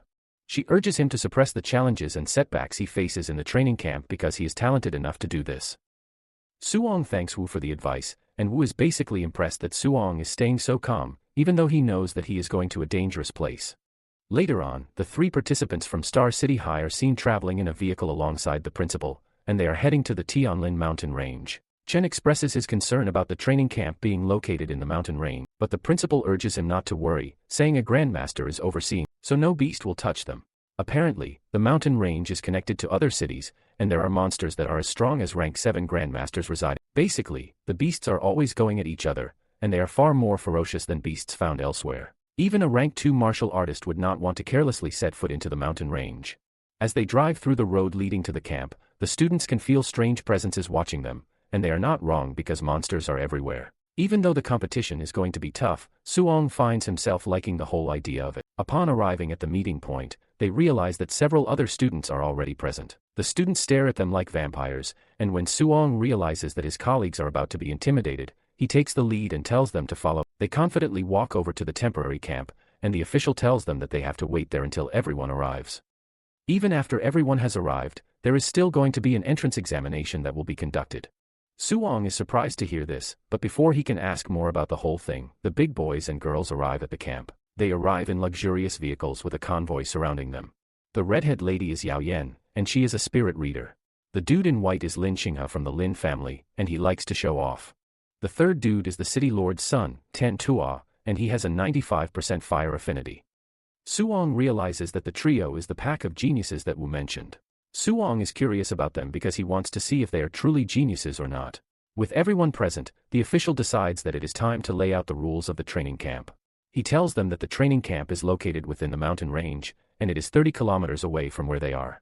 Apparently, they have to hold a token before they can get access into the camp, and he reveals that these tokens have been embedded in certain beasts. Basically, they have 8 hours to hustle to the training camp, which is 30 kilometers away. Even though 8 hours seems more than enough for the distance, they have to consider the fact that they would face dangers on the way. Suong, on the other hand, is not essentially worried because he believes that this provides the best chance for him to hunt down monsters as much as he wants, as long as he gets to the camp in 8 hours. One of the students asks the official what would happen if they ran into a beast that they can't handle. The official tells the dude to consider himself unlucky because he would be eliminated, but he lets them know that someone would come to save them. The students start to protest when they hear this because it is possible that the strong people would even get eliminated while the weak ones would pass by luck. The official berates them, telling them that life is unfair while making an analogy of someone who trained really hard, but death took him away at the last minute. He urges them to walk with caution if they don't want to encounter high-level beasts. However, he lets them know that only cowards move that way. One of the students agrees with him, telling his comrades who are scared to go die in a trash bin. One of them takes this up in anger and immediately tells the big mouth that he is going to beat him to a pulp. The official quickly informs them that fighting is not allowed within the camp, but once they get to the mountains, they are allowed to do whatever they want. He lets them know that they are free to steal tokens or just beat someone up because they don't like their face. When Suong hears this, he realizes just how brutal the training camp is because they are encouraged to fight each other. With this, it is pretty obvious that more than half of the participants would be eliminated before they even reach the camp. Suddenly, it dawns on Suong that he might actually get a ton of points if he decides to fight the dudes. The official shuts everyone up by telling them that it is time to move. He blows the whistle and everyone scatters into the woods. The two who had a beef with each other from before start to chase each other, and without wasting time, a fight ensues between them. The two exchange blows, but it appears that they are evenly matched. Meanwhile, Suong is watching them from above and he is not entirely impressed because he was expecting the so-called geniuses to be more fierce and powerful. He decides to use his time to hunt a few beasts instead of wasting his time on the participants. He is about to leave when he hears the two trash-talking poor people. This immediately changes his mind and he decides to beat them up for. He grabs a stick and walks up to the two to tell them to stop fighting. Suong suggests that they play with him instead, but the dude decides to insult him instead. The two tell him that they have no interest in playing with him but to beat him up. Suong then tells them that they are getting it wrong because what he meant was that he wants them to gang up on him and beat him up. The dude in a blue uniform angrily dashes towards Suong, but Suong hits him so hard in the tummy that he is sent flying into the distance. The moment the other dude sees this, he realizes that something is wrong because the dude is supposed to be evenly matched with him, but Suong just took him out in one single move. He is still thinking about this when Suong makes his move and dashes toward him. He hits him really hard in the head with the stick to totally knock him out. After beating them up to a pulp, Suong lets them know that it is their punishment for looking down on commoners like him. The guys in the control room are surprised when they see Suong pop out of nowhere to one-shot the two. They ask their boss if the two are already considered to be eliminated, but he tells them that they haven't requested rescue, which means they are still in the game. Moments later, the two wake up, raging from being humiliated by Suong. The two start making excuses like they would have won if they hadn't underestimated Suong. Since they now have a common enemy, the two end up being friends so that they can get their revenge on Suong. They grab the stick that he used to beat them up so that they can use it against him too. Meanwhile, Suong is busy cutting through monsters. He runs into a bunch of wild boars that move aggressively in packs, and the moment they sight him, they dash towards him. However, Suong easily cuts them down in one strike. After he is done wiping them out, he notices that he used to get dozens of martial Dao points for defeating just one martial practitioner, but ever since he leveled up and got stronger, the point rewards have been getting smaller and smaller. Suong then remembers that he needs to get some tokens. He cuts inside the boars that he just defeated, but finds no tokens. He is surprised that all of the beasts he defeated had no tokens at all, which made him realize that the tokens are hidden inside higher-level beasts. 30 minutes later, Suong realizes that he can't find low-level beasts, unlike when he first entered the form. Just then, he runs into a rank 1 Phantom Night Tiger. Without hesitation, Suong slams his spear into the beast, knocking it flat to the ground before finishing it off with a powerful piercing into the head. By killing the tiger, Suong earns 35 points, and he realizes that a rank 1 beast is basically too easy for him at this. However, he can only hope that the tiger has a token hidden inside it. After rummaging through the beast's insides, Suong finally finds a token, which confirms that the tokens are hidden inside high-level beasts. Since it took him 3 hours to run into a high-level beast, Suong concludes that the deeper he goes into the mountain, the higher the beast's rank. At the same time, there are a few of them. Suong figures out that earning low-level monsters will give him more points because there are a lot of them to hunt. Suong basically switches to a quantity over quality situation, and since there are 5 hours left in the assessment, he decides to max out his mortal body progress. Suong takes his hunting seriously as he ravages the forest, rooting out monsters like he fights a bulk load of monsters before finally running into a bear, which is a high-level beast, but he also defeats this monster relatively easily. He punches the bear into a tree before going after it like a maniac. All the beast sees is a scary man charging at him with an unforgivable punch. The punch is so powerful that it takes the life of the bear and even destroys the tree behind it. Suong is pleased with his progress so far because after raising his mortal body to 60%, He can now kill a rank 1 mid-stage beast, relying solely on his physical strength. He notices that he has earned 254 martial Dao points already, which means he can max out his mortal body progress with 100 more points.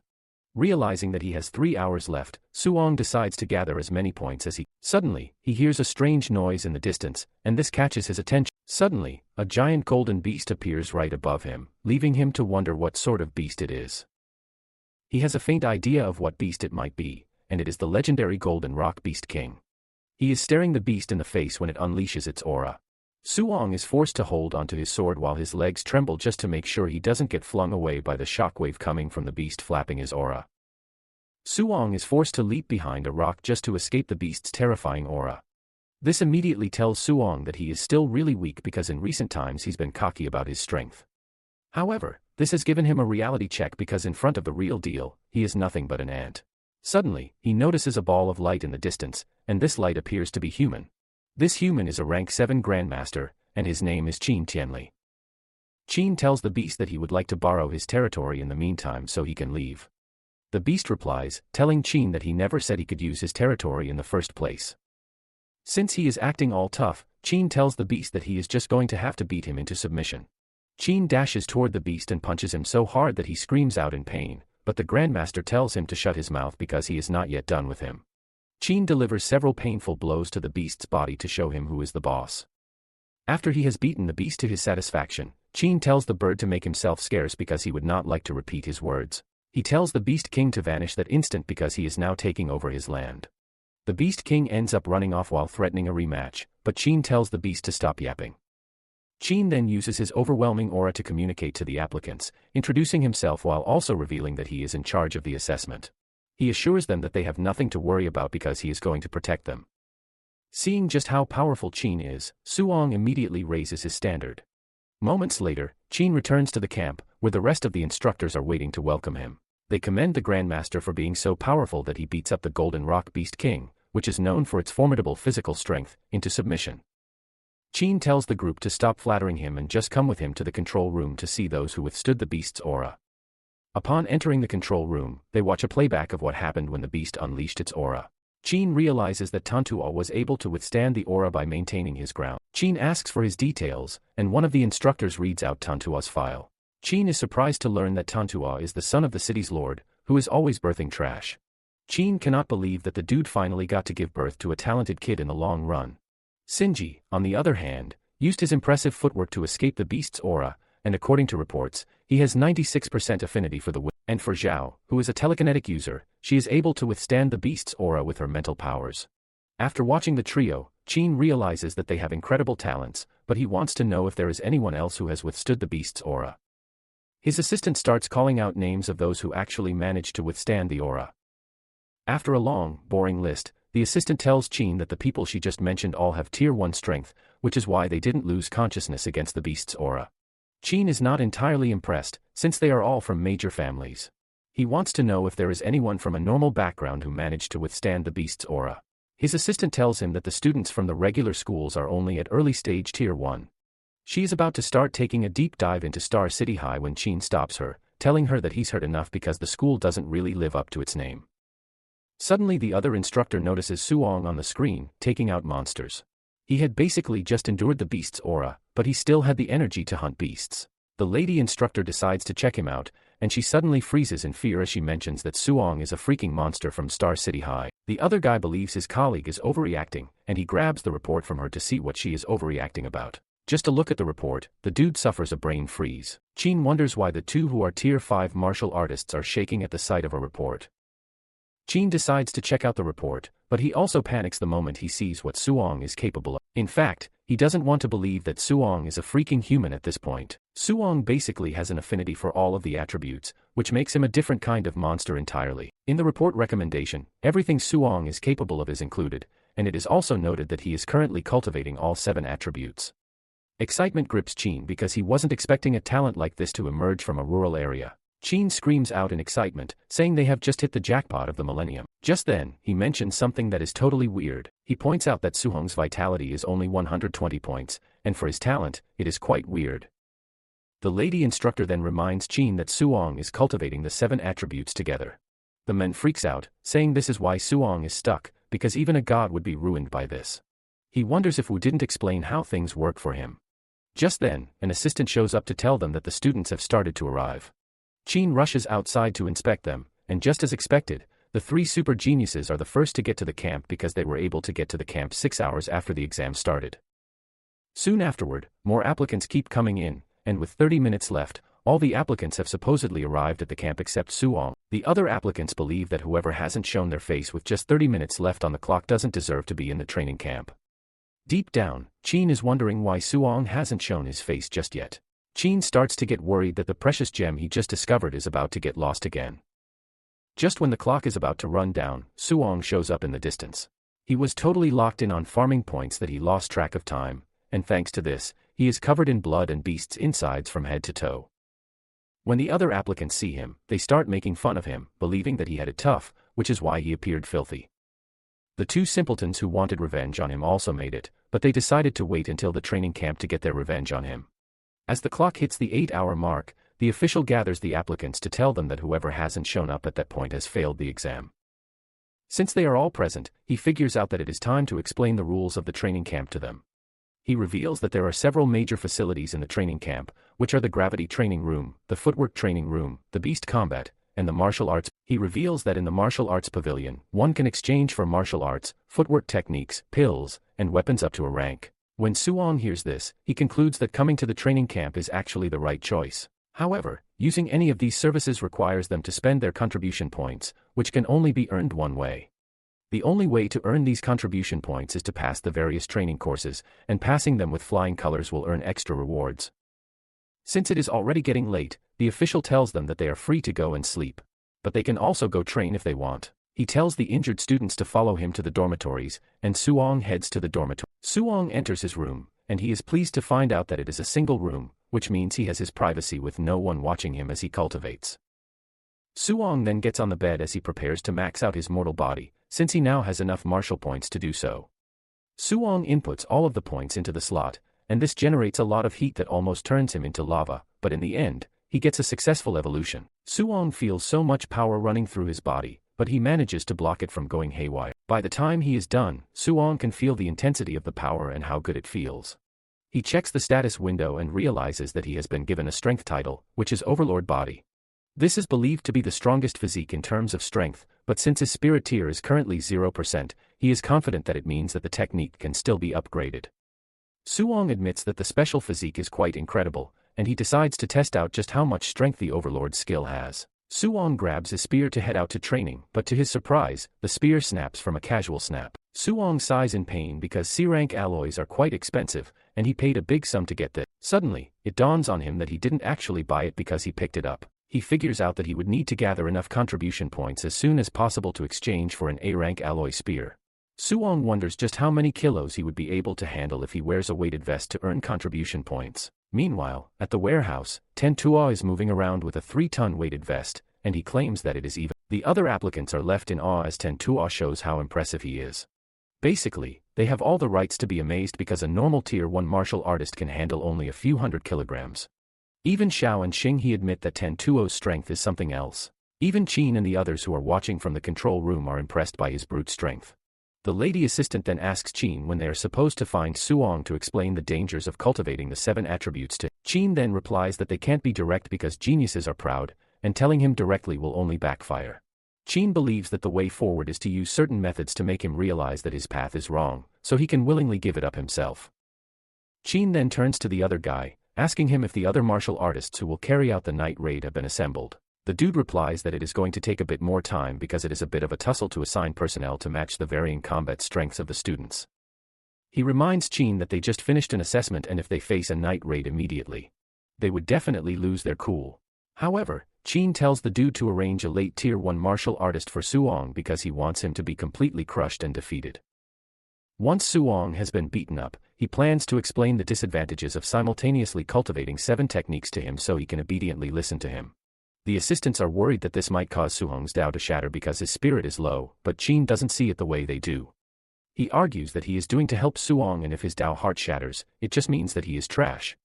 Later that night, Suong steps out of his room and he sees a bunch of applicants who are following Tantua because he is entering the gravity room to try. Since everyone has gone to watch Tantua, Suong has the warehouse to himself. Inside a carton is a scoring bracelet that every applicant is required to have. He picks one up and wears it before heading to where the weighted vests are located. He realizes that the heaviest vest in the room is rated 10 tons, leaving him shocked and completely blown away. He wonders what it is made of and who the hell would wear something like that. He tries to wear it, but realizes that it is too heavy for him.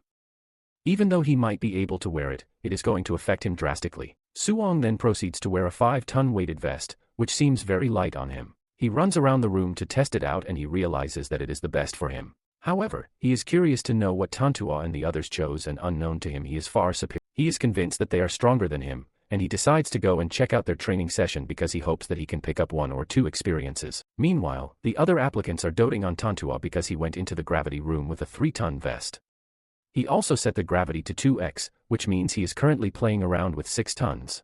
Although he is struggling with it, it is still quite impressive to the applicants. When Suong learns about Tantua's vest, he realizes that he basically has a misunderstanding about the toughness of the Overlord's body. Just then, Chen and Tu show up to ask Suong why he is not entering the gravity room. The two express their worries, saying they are just going to be embarrassed if they enter because those they are competing against are insanely strong. Since they are all scared, Suong decides to enter the room. The other applicants are surprised to see Suong stepping into the room, and they believe that he has a loose screw in the head.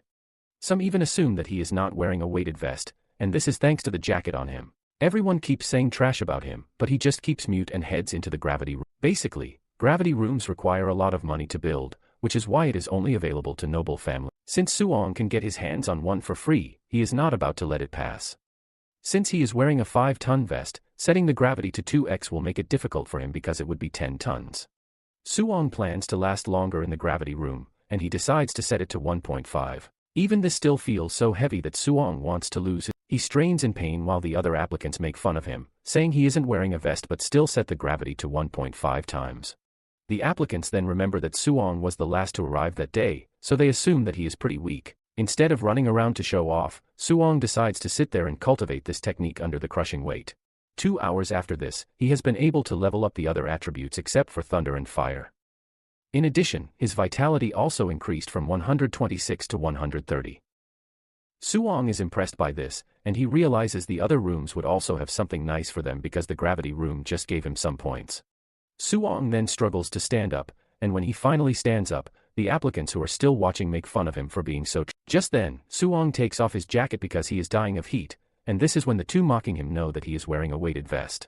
However, they still think he is a loser because there is no tag on the vest, which makes them believe that it is not more than 500 kilograms at most. Some believe that he might actually be strong, but they are convinced that he is still not as strong as Tantua. Not long after this, Tantua steps out of the gravity room, and the applicants flock over to him to worship him. Tantua walks out, totally exhausted from the 2 hours he spent inside the gravity room. Tantua then drops the weighted vest, and he flexes his body muscles to the applicants watching. Singi then walks over to Tantua, admitting that he is number 1 when it comes to pure strength, but urges him to come to the agility room where he can show him who the boss is. Tantua admits that he has nothing to stand against Singi when it comes to agility, and this is thanks to his wind attribute. Suong hears them talk about A-rank movement techniques, and he decides to go check Singi out.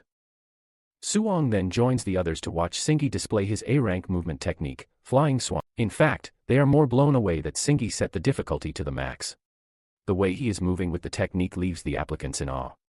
Singi is so fluid with the technique that petals even sprang out of nowhere. Suong, on the other hand, immediately registers the technique in his archive. Without wasting time, he starts to follow the movement, and when the applicants see this, they start to mock him, asking him what he thinks he is doing. They tease Suong, telling him that there is no way he can learn the flying swan technique just by looking at it. Suong ignores them and continues practicing his movement, and while he is doing, his mastery level keeps increasing. In no time, the system informs him that he has learned the technique, so he has officially entered the beginner stage. Suong is glad that he finally learned an A-rank technique, however, he has to admit that the technique is too flashy, which makes it embarrassing to carry. Since he has never seen the normal version before, he can only copy what Singi displayed. Suong then returns to reality, and since he has learned the technique, he figures out that there is no need for him to enter the agility room. Suong thinks of heading to the fierce beast room to hunt beasts, so he can earn martial arts points to boost his vitality. Just then, Suong notices that the applicants are staring at him. He turns around to hear them talk about how super flashy his moves are, and this is when he realizes that he might have actually done the technique in the same flashy way as Singi. Suong immediately dashes off because he realizes that Singi can't be his mentor when it comes to movement techniques. As he leaves the scene, he notices that someone might be following him, and he turns out to be right because the two Vendetta twins are still looking to teach him a lesson. Since he is heading to the Fierce Beast room, they plan to block the door and beat the crap out of him when he comes out. At the same time, Xiao and Tentua appear to be challenging each other on who can kill the most beasts.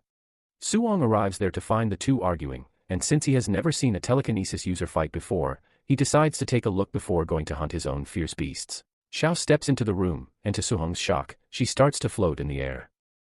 Since it is only a method that grandmasters possess, Suong realizes that being able to do this is due to the fact that she is a psychokinetic. As if this is not enough, Suong opens his mouth in shock when he sees Xiao take down monsters with light beams. One beast tries to launch a surprise attack on Xiao from behind, but she easily grabs the beast with her. With the beast in place, she cuts it down mercilessly with her light beams. Suong finally understands that the light beams are freaking daggers. With everything Suong has seen Xiao do, he finally understands why psychokinetic users are damn strong. Xiao runs into a giant python, and Xiao conjures a large light sword which she uses to split the snake in half by hurling it at the snake.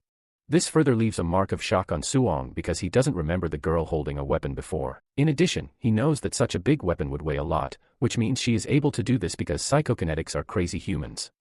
He informs the other applicants that what they are witnessing is a martial art that is exclusive to psychokinetics, and it is as high as a rank.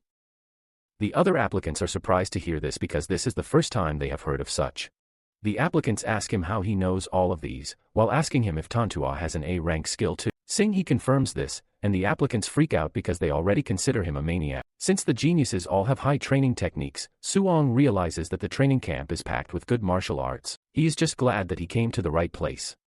Just then, Suong checks on Tantua, but to his surprise, he is not using any martial arts while beating down monsters. Suong quickly realizes that the dude is not even ready to unveil his. Nonetheless, he is confident that he is going to find a way to learn from Tantua later. He is eager to be a psychokinetic, but his spiritual power is low. Since one needs a spiritual power of over 100 points, he realizes that he is still 73 short. With a lot of points that he needs for what he wants, Suong decides within himself that he is going to challenge the entire area, which is going to cause him to go on a killing spree. Suong then proceeds into the room, and his two vendetta stalkers decide to stay outside, waiting to teach him a lesson. However, their entire system goes haywire when they see the number of scary beasts that Suong wants to challenge himself with. The two assume that Suong has seriously lost his mind because challenging a dozen fierce beasts is asking for death. The two panic, and they start thinking of even getting an instructor to save Suong. However, to them, it is too late for Suong because they are convinced he is going to be torn to shreds by the monsters.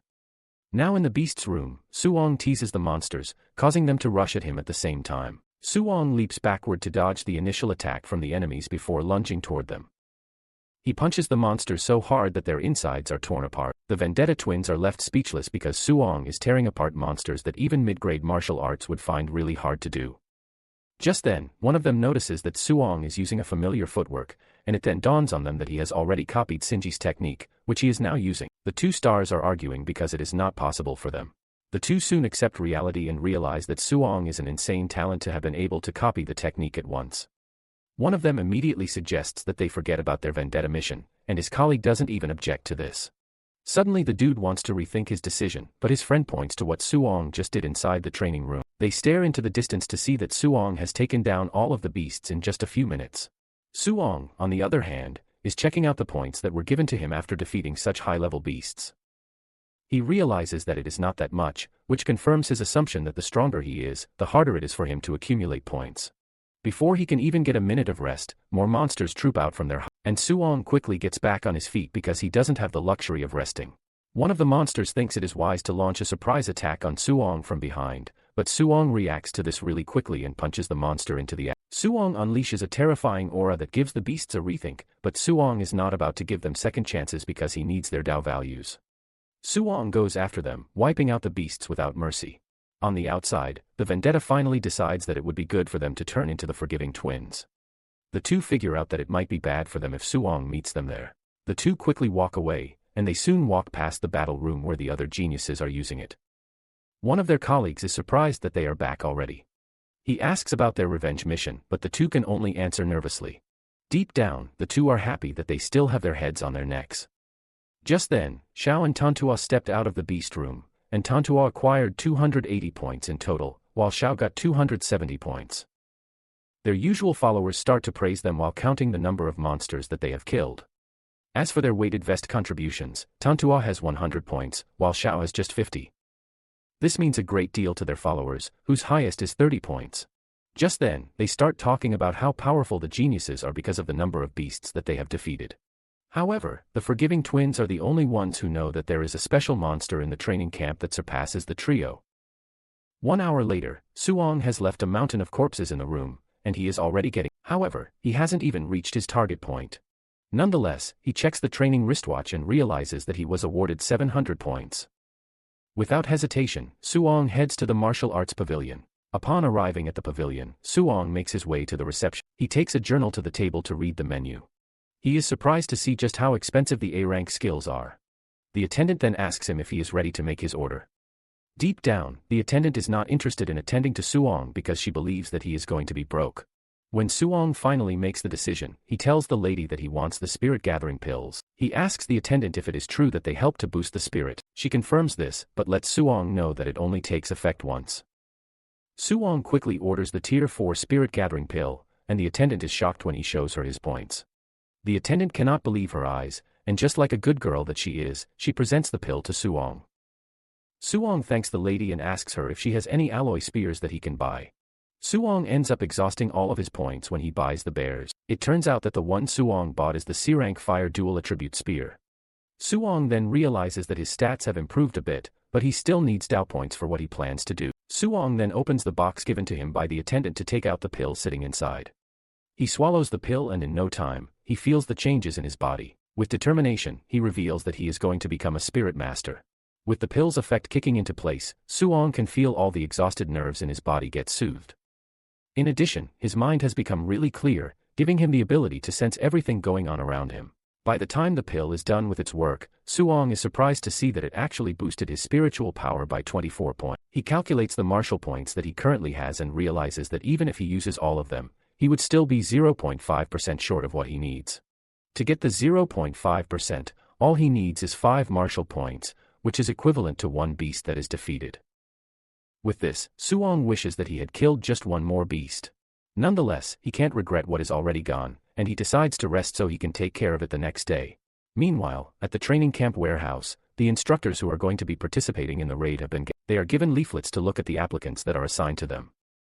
While others are getting assigned to the geniuses of the camp, one particular dude finds out that he is stuck with Suong, who has just 123 vitality points. Even his friends ask him why he was assigned someone who is as trashy as Suong.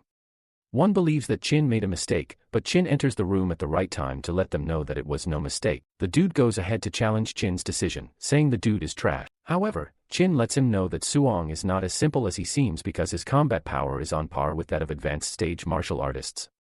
The group is shocked when they hear this because they don't expect someone who has just over 100 vitality points to be able to challenge a proper martial artist. Chin then tells the officer attached to Suong that he is going to understand what he is saying by the time he fights him. The dude still complains about the whole task, forcing him to slap him on the head. He tells him to go all out from the beginning because he doesn't want Suong to retain any doubt that he is strong. The dude still can't believe that he is expected to fight such a weak child. He even asks Chin if he has a beef with Suong while telling him that he's not going to be held responsible if he cripples him. Chin smiles when he hears this as he urges the dude to beat Suong to a pulp so he can get a reward. The dude agrees to this and deep down he can't wait to deal with Suong. Moments later the raiders make their way to the dormitories to perform drills. Suong soon hears chaos in the distance and while he is still thinking about this the door is cut open by the men set upon him. He almost gets cut in half by the invader's sharp sword but he vanishes before the strike happens. Suong quickly grabs his spear and a fight ensues between the two while Suong is wondering just how strong the instructor Jin Feng is. Jin Feng boasts about his strength, telling Suong to count himself unlucky for running into him and this is when Suong realizes that the dude is from the myriad races. Suong smiles because this is exactly what he is looking for. Suong figures out that he would be able to gather the last 5 martial arts points to become a telekinetic if he defeats Jin Feng. Jin Feng is shocked when he realizes that Suong is actually taking up a fighting pose against him, leaving him to wonder if he has gone out of his mind totally. Their weapons clash, and this is when Jin Feng realizes that Su-hong's strength is crazy. In fact, his combat strength is on par with an advanced stage 1, and Jin Feng confirms with this that his boss wasn't lying. Suddenly he notices that there is something else, because a stage 1 martial artist shouldn't have the kind of power that Su-hong currently has. On the other hand, Su-hong is doing his best since he hasn't fought an advanced class before. He swings his spear with an aura around it, causing Jin Feng to leap back in fear. He starts to regret his actions because he has realized that Su-hong is no joke. Nonetheless, Jin Feng is an experienced martial artist and he knows what a fight between them entails. Jin Feng then unleashes his fire attribute martial arts, which envelopes his sword in purple fire.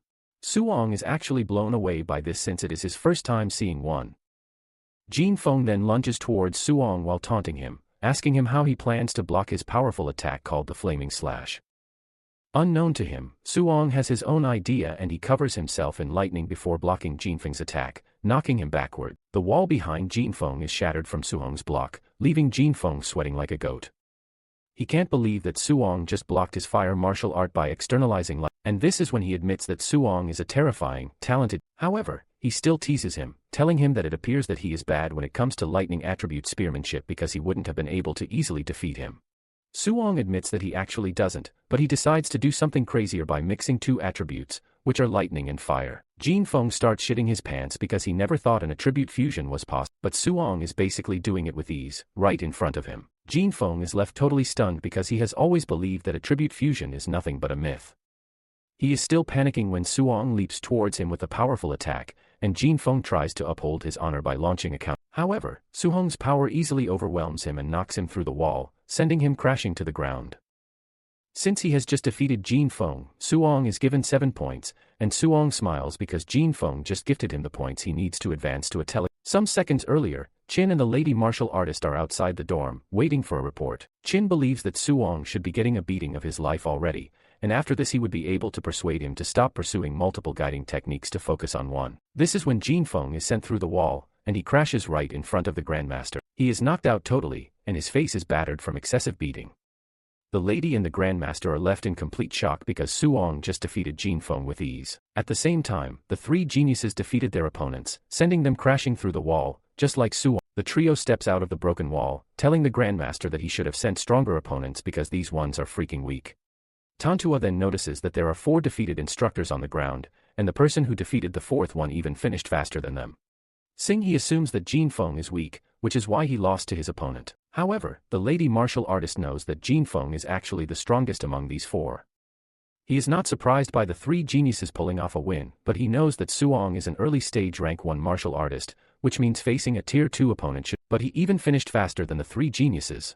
He wonders how he could have done it, and suddenly, an official comes running over to tell Jin that something has just happened. Jin assumes that a student was killed, and he tells the dude that it is quite usual. However, the official tells Jin that it is about Su-hong using attribute fusion when he was fighting Jin Feng. Jin initially counts this as nothing serious, but the moment it rings in his brain, he grabs the official, asking him if he is serious. The dude reveals that Su-hong actually used thunder and fire to defeat Jin Feng. The dude mentions that it is something he saw on the screen, but he is free to ask Jin Feng if he thinks he is lying. Jin Feng manages to come back to life to tell Jin that Su-hong really used attribute fusion. The Grandmaster freaks out again, as he reveals that the only genius in the world who was able to carry out attribute fusion actually spent 12 years on it, but Su-hong has been practicing this just for a month. The Grandmaster starts feeling hyper about the whole thing, and he boasts about how Su-hong is a celestial prodigy that descended to Earth in human form. The lady then asks Jin if attribute fusion is really powerful, as he is saying it. Jin then explains to her that the first person to do it was able to suppress 2 tier 2 fighters while he was still in tier 1. The lady then asks why it is not talked about enough, and Jin mentions that research shows that carrying out the technique is extremely difficult, and it also carries a risk of crippling one's cultivation. He tells them that it is basically useless because one would be stuck in tier 1 for life.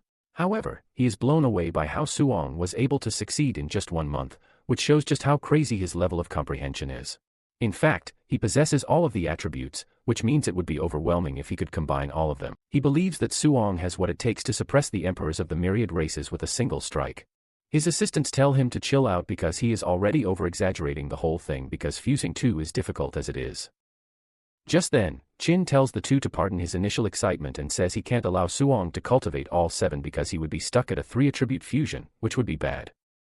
Just then, the dude mentions that Su-hong was able to overwhelm Jin Feng with his overwhelming strength, and the Grandmaster berates him for not mentioning something that important earlier on. The trio is left in shock because Suong has just over 100 vital blood points, but he was able to overwhelm Jin Feng, who has 500. Qin then tells them that Suhong's physique might be something legendary, and he decides that a sparring match is going to be held the next day because he wants a full assessment of Suhong's combat strength and vital blood. He tells the two to bring the geniuses, Tantua and the rest, to fight Suong because he wants to see what would happen when a freak like Suong clashes with the top geniuses of the training camp. Back in his messed up dorm room, Suong ignores the noise outside to raise his. He uses all his acquired Dao points to raise his spirit stats in one go. After increasing his spirit stats, Suong concentrates his mental power on becoming a telekinetic. As his mind expands, Suong begins to experience a strange sensation, as if he has suddenly grown a third arm. As his spirit value hits over 100, this unfamiliar sensation leaves him feeling weird. After the experience, Suong decides to test his new powers by slightly lifting his ruined bed, using telekinesis. Suong is excited when the experiment works on his first try, so he lifts multiple items in the room with the wave of his hand. Satisfied with the result, Suong looks forward to doing other cool things like walking on air and attacking with telekinesis just like. He also plans to find an opportunity to learn her A-rank telekinetic martial art and Tantua's offensive A-rank martial art. The following day, one of the camp instructors, Linz, orders the students to assemble in 1 minute or lose contribution points for every second they're late. Afraid of losing their hard-earned points, the students swiftly scurry outside despite being covered in bruises from last night's raid. On their way out, they lament bitterly about not being allowed to rest after going through so much the previous day. Even though it's just day 1 of camp, most of them are already fed up with the insane training conditions. Our overpowered guy, Suong, seems to be the only one in top shape as he casually strolls out for the assembly. Once everyone is gathered, Linz commends them for being punctual. He praises them for still being in one piece, saying he didn't expect them to be able to move around after getting thrashed. One dude boasts that he could have defeated one of the martial artists during the night raid if he hadn't been ambushed. Apparently the dude's peaches were up for grabs and the martial artist kept targeting his sausage, making it impossible for him to fight back. He had to choose between showing off and saving his future generations, so he chose the latter. However, despite his excuse, Linz insists that his reasons are trash. He reminds the guy that he would have been toast if it were an assassin from the myriad races instead of a friendly night raid. Hearing this, the guy quickly realizes that the instructor is right. His friend begins teasing him, branding him the nickname Boxer Bro. Suong, who had been quietly listening to the conversation, also agrees with the instructor because reality doesn't care if one is ready or not. However, he agrees that it is reasonable for the students to be a bit cranky after the exhausting day they had on their first day in camp. The instructor then announces that he is giving them a chance to vent their grievances and show off their strength. He explains that they will be having a comprehensive test to measure everyone's vital blood, combat power, spirit, strength, speed, and mastery of martial arts. After the test, the students will engage in duels for their combat ranking. He also adds that the top 10 on the ranking will receive different amounts of contribution points every day. After the announcement, everyone turns their gaze to the powerful trio, Tantua, Shinji, and Zhao. They speculate that the trio must have the top 3 positions in the bag, therefore they decide to fight tooth and nail for the 4th to 10th place, since they can also get rewards.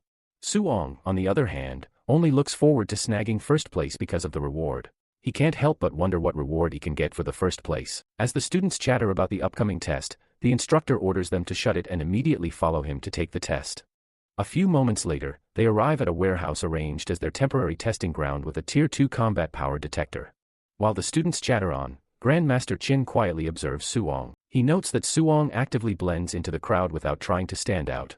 Just then, some dude next to Suong notices Qin staring in their direction, and somehow figures Qin must be keeping an eye on him because of his non-existent talent.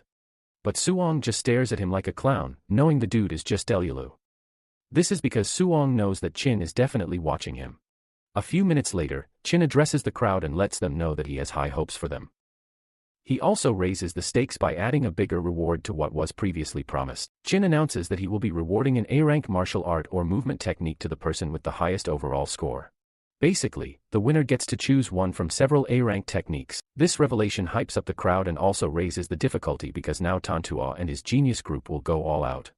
Just as they speculated, this news sparks Tantua's interest because A-rank martial arts are very expensive. Even the top powerful families only have a few of them in their possession. Xiao is also interested in it because she gets to pick which one she wants. Xingyi, on the other hand, just wants to get his hands on a technique that can complement his soaring swan cloud movement technique. He plans to use it to prove to everyone that being fast is just as powerful as other combat techniques. At the same time, Suong is excited to add another A-rank martial art to his growing list. He makes up his mind to go all out for first place in the comprehensive test. Meanwhile, Chin focuses his gaze on Suong and looks forward to seeing how strong he is. Chin then calls Shingi to start the test, and Xiao goes next while Tantua takes the third spot. A chatter erupts in the hall because of this insane, powerful lineup, and no one wants to be the unlucky soul to take the fourth spot since they don't want to be embarrassed. After witnessing monstrous numbers from the powerful trio, the fourth person will surely be the laughing stock with their mediocre scores. Suddenly, Chin announces that Suong will take the fourth spot, causing the hall to fall silent as all eyes turn to stare at him. This announcement convinces Suong that Chin truly has his eyes on him. The crowd then begins mocking Suong, remembering he was the same dude who came in last during the entrance assessment. 1 and 2 sympathize with Suong for being unlucky and wonder if he offended Chin. The students continue to come up with different reasons why Suong was chosen, but each reason is that they look down on him. However, the two dudes who have witnessed Suong's true strength firsthand remain quiet. They can't wait for the crowd to be shocked speechless soon and swallow their words. As Shingi takes the stage for his test, the instructor reminds him to test his physical combat power first before his martial arts combat power. Shingi doesn't look forward to the first test, because physical strength isn't his strongest suit. Still, he punches the combat power detector with everything he's got, and his score hits a little over 4,000. A score considered crazy insane for someone who just claimed physical strength is his weakest suit. Everyone is shocked that Shingi scored so high even without using martial art. However, they agree that this score is indeed weak compared to his insane speed in the agility room. While everyone is excited about Shingi's non-martial combat score, Suong is only interested in his martial art. He reasons that Shingi must have at least a B-rank martial art since his movement technique is A-rank. Suong is excited about this and looks forward to copying it. Shingi then unleashes his martial arts skill, the Cloud Hidden Gale Fist, to deliver a powerful punch on the combat power detector. He hits a score of over 5,600, leaving the crowd completely stunned. Such a score is considered the standard for a Tier 2 martial artist, so it's surprising for Shingi, a high-stage Tier 1, to possess it. While everyone else is talking about how amazing Shingi is, Suong successfully copies his B-rank wind attribute, Cloud Hidden Gale Fist. Suong is a bit disappointed that Shingi's strength only slightly increased by 1,600. Despite using a B-rank martial art, however, Shingi is proud of himself because this is considered a big deal for someone who doesn't rely on brute strength. But Xiao tells him to wipe the smug look off his face because it's nothing impressive. She then proceeds to score a little over 3,000 on her physical combat power test. No one is disappointed because it's normal for a telekinetics body to be physically weaker, but their strength is in their telekinetic martial arts. Next, Xiao takes in a deep breath as she condenses spiritual energy into forming a giant mallet. Meanwhile, Suong is over the moon as he immediately copies her spirit weapon condensation martial art. With such an amazing A-rank technique in hand, he doesn't regret coming to the genius training camp. Suong even looks forward to all the martial arts skills he can copy and paste during the comprehensive test today. With her spirit condensed weapon, Xiao strikes the combat power tester, gaining a score of nearly 6,000, which is higher than Xinghe's. The crowd is amazed that her score was almost doubled, convincing them that heaven is definitely playing favorites. While others express how jealous they are of Xiao's telekinesis power, Suong quietly absorbs the skill and tries to master it.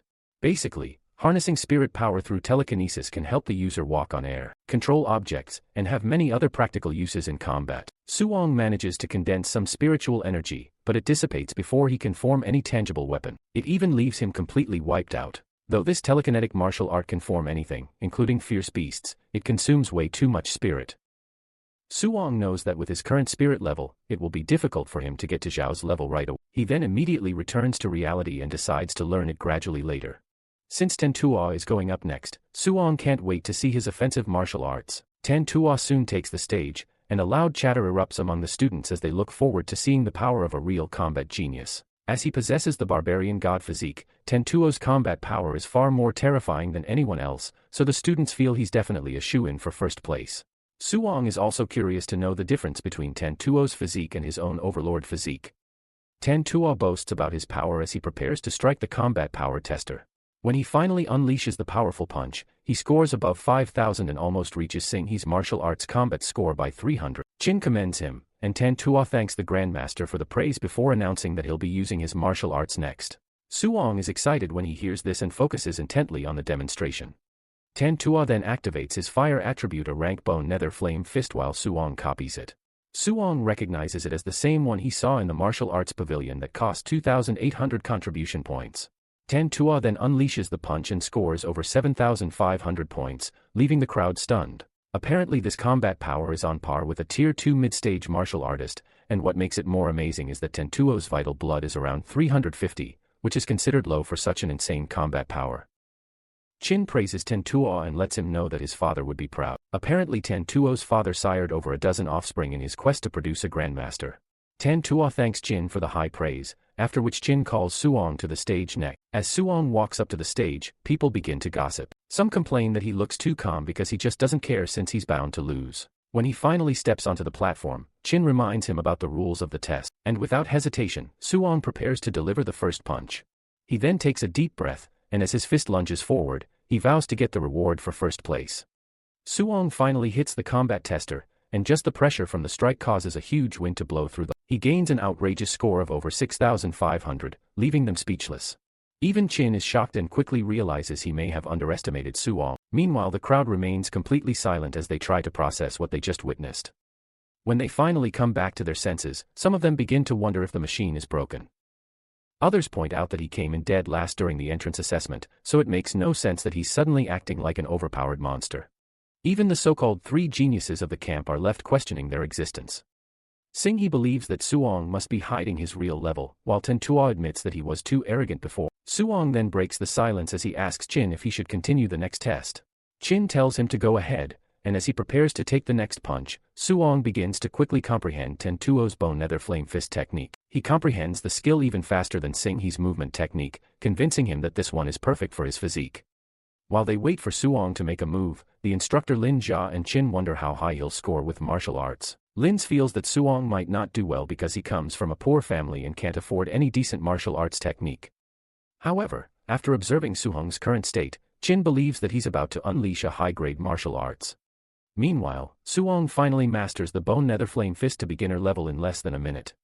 As he tests the flame on his fist, everyone is surprised that it's the same one Tantua used previously. They wonder how a broke dude like Suong knows the same A-rank martial arts their idol uses. Meanwhile, Suong prepares to test what a powerful offensive high-grade martial art feels like. As he takes a powerful swing and punches the combat power tester, the pressure from the strike almost sweeps the crowd off their feet. The resulting punch even causes a huge wave of dust to cover the room. When the dust finally settles, everyone is left stunned as Suong scores a little over 9,000. And this score is considered the standard for a tier 2 high-stage martial artist, while Suong is only a tier 1 early stage. Lin finds this ridiculous because Suong has such a low vital blood value. Chin even admits that Suong is truly a one-of-a-kind monster. Shingi refuses to believe what he just witnessed, while Xiao mentions that Suong's vital blood value must be over 500, since that is the standard for a tier 2 high-stage martial artist. Hearing this, Tantua decides to accept his L like a king since his own vital blood isn't up to 400. However, the next moment, a shockwave hits them when they realize that Suong's vital blood is only at a measly 137.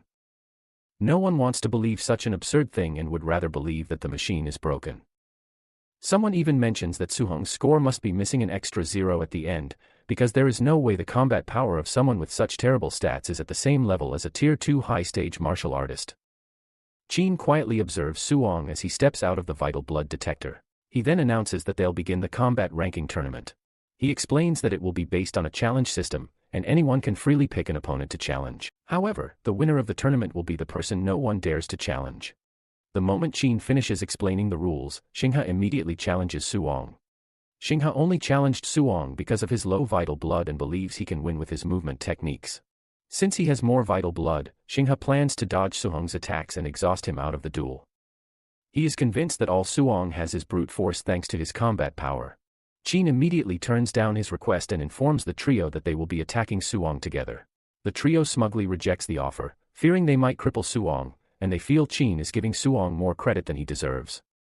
Chin then asks Suong for his opinion, and Suong casually accepts the challenge, annoying them even more, especially Xinghe, who believes he can just make Suong dizzy by running him into the ground with a movement tech. A few moments later, Suong tells the trio to come at him, and without hesitation, they charge forward, preparing to take him out in one strike. Xinghe, overly confident, even closes his eyes as he fantasizes, sneaking up on Suong while he's distracted with the other two. He's convinced that with his flying swan cloud step technique, Suong will not be able to react in time. Unbeknownst to him, he's about to be thrashed by Suong, and at that moment, Xiao and Tantua try to call him back to reality. But by the time he opens his eyes, Xinghe is unable to react in time, and Suong is already close. As he prepares to strike Xinghe, Suong bids him farewell, but just as he's about to strike, Suong's fist is turned away, giving Xinghe time to escape. It turns out Xiao used telekinesis to stop Suong. Xinghe then thanks her for helping him and warns the others to be careful of Suong's speed. Meanwhile, Suong is still recovering from being controlled against his will by Xiao's telekinesis. He glances at her and decides to take her out first, since she's an uncontrollable variable. Using Xinghe's flying swan technique, Suong swiftly charges towards Xiao, leaving her puzzled. Even Xinghe is shocked and wonders how Suong knows this since he's supposed to be a fire attribute user. Tantua lets them know that Suong must possess dual attributes and orders them to stop him from advancing. He decides to go on the offensive with his bone netherflame fist and tells Xiao to use spirit control on Suong to stall for time. As Tantua is about to strike, Suong prepares to use the same fist technique to counter the attack, but Xiao suddenly uses spirit control to freeze him on the spot. Suong tries to break free but realizes it's harder than he expected. While he struggles, Xinghe sneaks up from behind with a kick. Seeing him trapped, Qin feels it might be too soon for him to go up against three, especially with Xiao's ability to mind control an opponent. Once a person is controlled, they have to force their way out with physical strength or resist with their own spirit power. And Suhong's spirit power is currently non-existent. Qin also believes that Suhong's physical strength is still too weak to break free from Xiao's influence. While everyone else speculates negatively about Suhong's fate, Qin catches him smiling. Just as Tantua and Xinghe are about to close in, Suong shockingly breaks free from Xiao's spirit control with force. The shockwave from it pushes Xiao back, making her cough up blood. After handling the mind control diva, Suong grabs Tantua's fist and Xinghe's foot, blocking their attack. The crowd is stunned that Suong stopped three powerful attacks simply by relying on his physical strength. This makes them conclude that he's definitely some kind of insane humanoid beast. The moment Suong properly secures Tantua by the hand and Xinghe by his ankle, he swings them violently in the air, making them gasp for air. After swinging them to his heart's content, Suong proceeds to wipe the floor clean with them, smashing them into the ground several times. As Xinghe and Tantua's spirits begin to vacate their bodies, the crowd stares at the brutal sight, completely speechless. But Suong refuses to stop and continues to smash them into the ground, leaving them half dead. Satisfied with the result, he soon stops, and just then, his eyes land on Xiao, who has been frozen in place the whole time. Before Suong can make a move, Xiao hurriedly taps out, begging him to stay away from her. Just like that, the underdog no one expected to win successfully defeats the so-called strongest geniuses, leaving everyone in shock. They can't believe Suong actually won and single-handedly defeated the powerful trio. A few minutes later, Qin orders the students to quiet down, before asking if anyone wants to challenge Suong. The room immediately falls silent, and after a brief pause, Qin announces that Suong is number 1 in the combat assessment. Since no one wants to get turned into a punching bag for a lunatic like Suong, everyone agrees with Qin's decision. Qin then gives Suong the first place position and tells the others to keep fighting for the remaining 9 slots while he takes Suong to receive his reward. Suong is over the moon and looks forward to getting the A-rank martial art. On the way to the martial arts pavilion, Qin tells Suong that he has been watching him ever since he arrived at the camp. He then asks why Suong chooses to hide his strength instead of showing it off like everyone else. Suong explains that he doesn't want to attract unwanted attention. Without a powerful backer or any real influence, standing out would only make him a target. Qin finds the answer amusing and praises him for his caution and intelligence. He then reveals that the combat tournament was arranged specifically for Suong because he needed a legitimate excuse to secure more resources for Suong.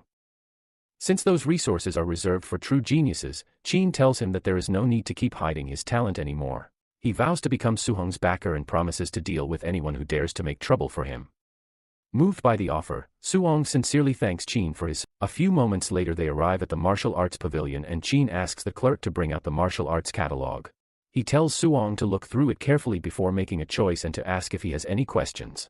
As Suong flips through the list, he asks Qin for a recommendation. Qin responds by asking how many martial arts techniques he currently knows. Suong explains that he knows a few low-grade techniques and about 4 high-grade ones like the Bone Nether Flame Fist, Flying Swan Cloud Step, Cloud Hidden Gale Fist, and Void Breaking Finger. Qin is surprised by the answer since the camp's martial arts pavilion doesn't even contain the first 2 techniques. He then asks if Suong learned them simply by watching Xinghe use them once. Suong confirms it and Qin can only stare at him in disbelief, wondering what kind of monster he has just discovered. The pavilion receptionist is puzzled as she watches Qin help Suong browse through the list. She wonders what his identity is for the Grandmaster to personally bring him here to choose a martial arts technique. After searching through the list, Qin tells Suong to choose a control-type martial art since he already has an attack and a movement technique.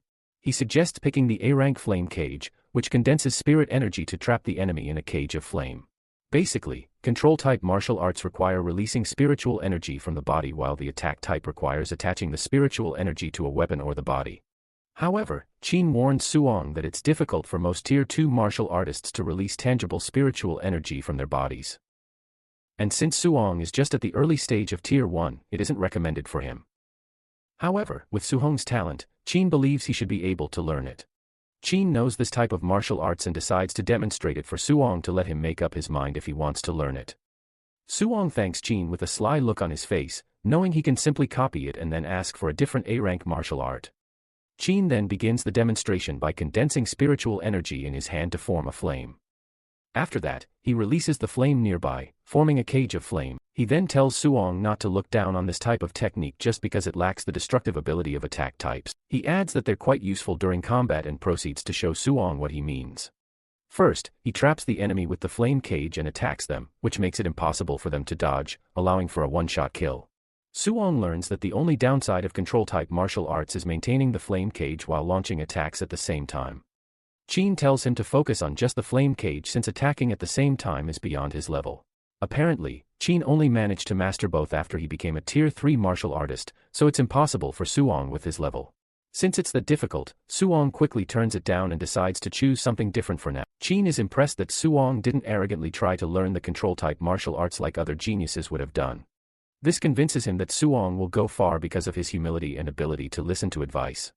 Unbeknownst to Qin, Suong has already copied the flame cage technique, and his humility is part of his Oscar award-winning acting skills. Suong then returns the technique to Qin and humbly asks him to recommend another one.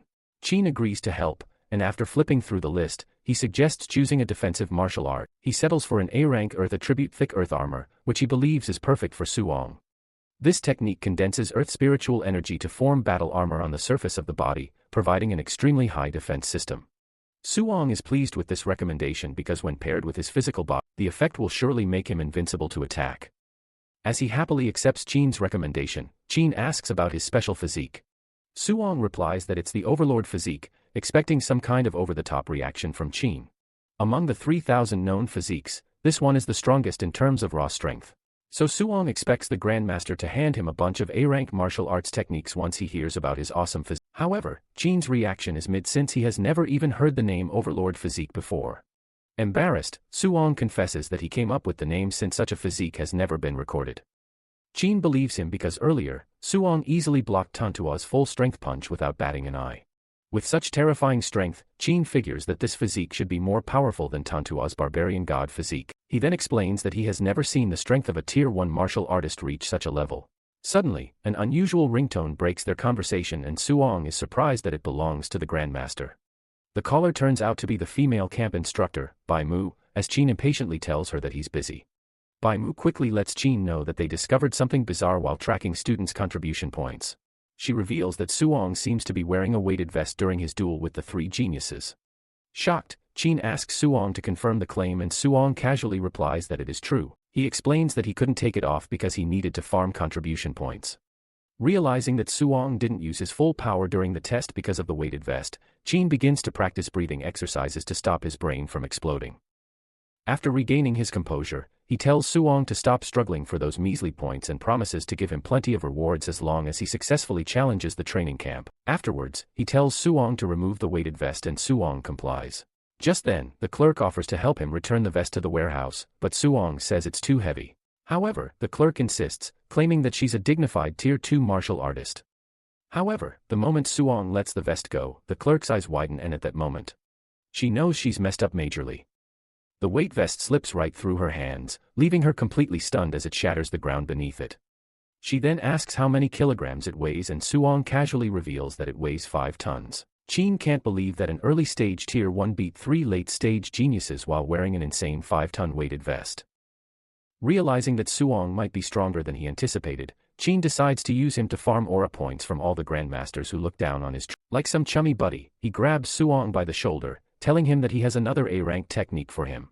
Suong asks about the martial technique, and Qin explains that it's a Thunder Spear martial art belonging to Young Lin, the Grandmaster of Young City. Since Suong also uses a spear, Qin believes this martial art is perfect for him.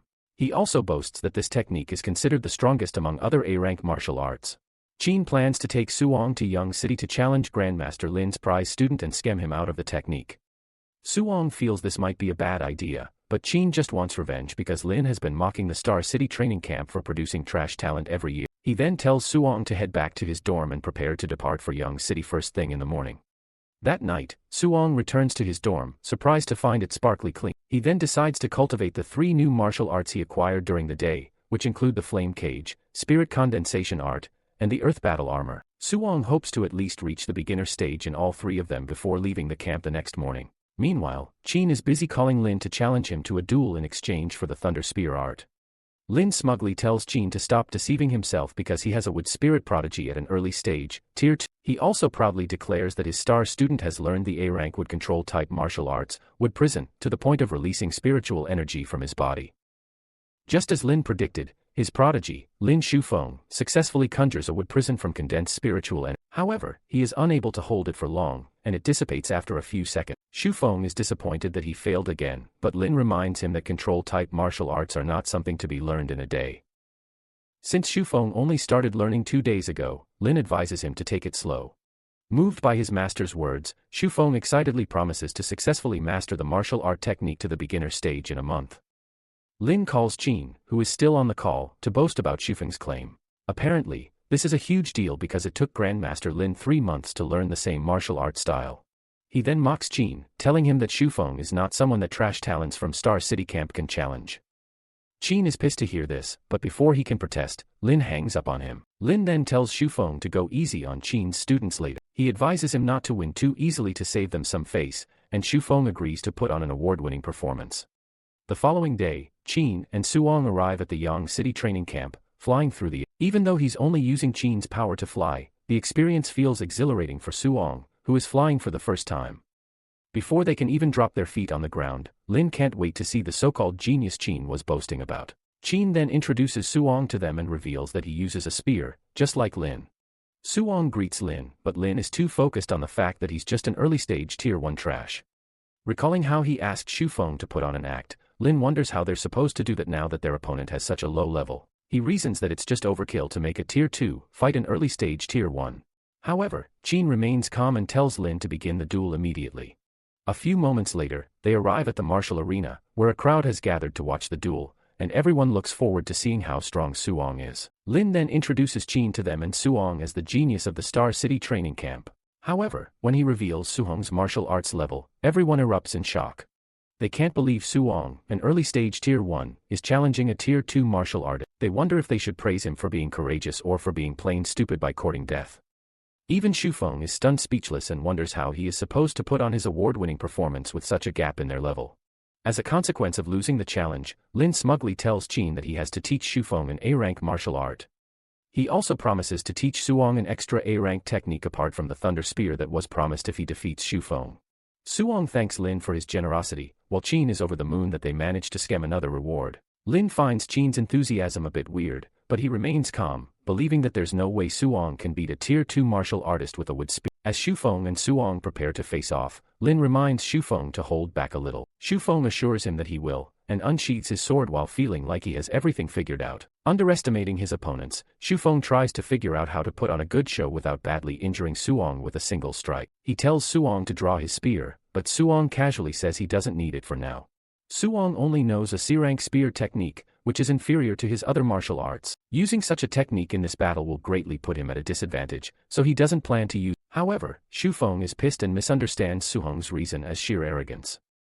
He immediately charges forward to attack him while Shufeng remains calm and continues to stretch his arm with no care in the world. Just as Shufeng is about to strike him, Shufeng effortlessly dodges the attack, using the flying swan cloud step to appear behind him. Shufeng has taken aback that Shufeng actually possesses a wind attribute A-rank movement skill.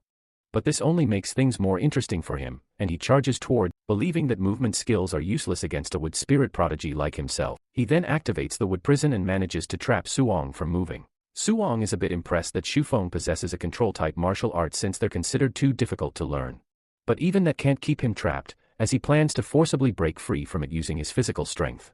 However, before he can make a move, Shufeng's wood prison instantly dissipates, leaving Suong utterly disappointed. But those few seconds of distraction are enough for Shufeng to try to sneak attack him. Before Shufeng can land his strike, Shufeng catches sight of him and swiftly prepares to strike back with the cloud-hidden gale fist. Seeing that Shufeng's punch is moving in too fast for him to dodge, Shufeng decides to block it using a wood shield. Unfortunately, Shufeng punches right through the shield, leaving Shufeng complete, and before he can react, the punch throws him off, making him regret the life decision that brought him up to this point. He finally admits that Shufeng's strength is more monstrous than he anticipated. Even the spectators are amazed that a Tier 1 dude destroyed a defensive A-rank Tier 2 martial art. They conclude that Shufeng's strength probably surpasses that of a vicious beast. Meanwhile, Qin is having the time of his life as he teases Lin about the match. However, Lin believes that Shufeng's brute strength isn't enough to topple his star student. Without giving Shufeng any space to breathe, Shufeng swiftly tries to crush him under his feet but realizes it's not the real It turns out to be an afterimage, and while Shufeng is distracted, Shufeng tries to sneak up behind him with an A-rank movement skill. Fortunately, Shufeng reacts in time and swiftly dodges the attack. At that moment, Shufeng is almost out of juice and tells Shufeng to stop running. He commends him for lasting this long and admits that Shufeng's strength is commendable for an early stage Tier 1. Shufeng even claims that he has been holding back out of consideration for Shufeng's low level. Despite all his long talks, Shufeng ignores him and raises his finger towards him. Shufeng is puzzled as he wonders what Shufeng is doing, but before he can figure it out, Shufeng traps him in a flame cage, leaving Shufeng speechless. He can't believe that Shufeng also possesses a control-type martial art with his low level. Believing that Shufeng cannot maintain the cage for long, Shufeng plans to wait for it to collapse before. Meanwhile, Lin is finally convinced that Shufeng's talent is insane, while Qin is just as shocked. In the expression on Qin's face, Lin calls him out for pretending, believing that Qin must have taught Suong the flame cage skill. Unbeknownst to him, Qin is equally confused because he only showed Suong that skill once. Lin continues grilling Qin, especially since he thought Suong possessed a wind attribute. Qin smugly reveals that Suong actually possesses multiple attributes. Lin closely observes the flame cage and wonders why it hasn't collapsed. When Qin looks closely, he notices a blue flame gathering around Suong's hand. Shufeng's eyes widen when he notices it, and he almost drops dead when he realizes that Suong can also attack while maintaining the flame cage. This is something that even a Tier 3 martial artist struggles to do, but it's only a piece of cake for a monster like Suong. Without wasting any time, Suong uses the Bao Nether Flame Fist to attack Shufeng inside the prison. Shufeng tries to block it with the wood shield, but Suhong's punch breaks through the shield, hitting Shufeng in his abdomen. This strike almost causes him to throw up his whole digestive system and even shatters his sword into pieces. Without giving Shufeng any chance to recover from the first punch, Suong delivers another strike, ripping the dude's shirt. When Shufeng's back hits the cage, the flame barbecues his skin medium rare, but he immediately activates a recovery skill, completely healing him. Shufeng then boasts about his healing power, telling Suong not to underestimate his wood spirit body. Suong is impressed by Shufeng's physique and its ability to recover. But since one punch didn't do any damage, he decides to continuously punch him until his recovery skill can't keep up. Suong then unleashes a flurry of attacks on him, but Shufeng continues to heal himself, believing that his endurance will surely outlast Suong's. After a while, Suong stops hitting while Shufeng activates the recovery skill. He proudly challenges Suong to see whose special skill runs out faster. Suong knows that his flame cage is about to dissipate because he's running out of spiritual energy, and once Shufeng breaks free from the cage, the tables might turn against him. After briefly weighing his options, Suong deactivates the flame cage by himself, making Shufeng feel smug. Shufeng boasts that it's his turn to counterattack and claims that Suong is sure to lose, but the next moment he swallows his words as Suong shows off his Fire Thunder attribute fusion.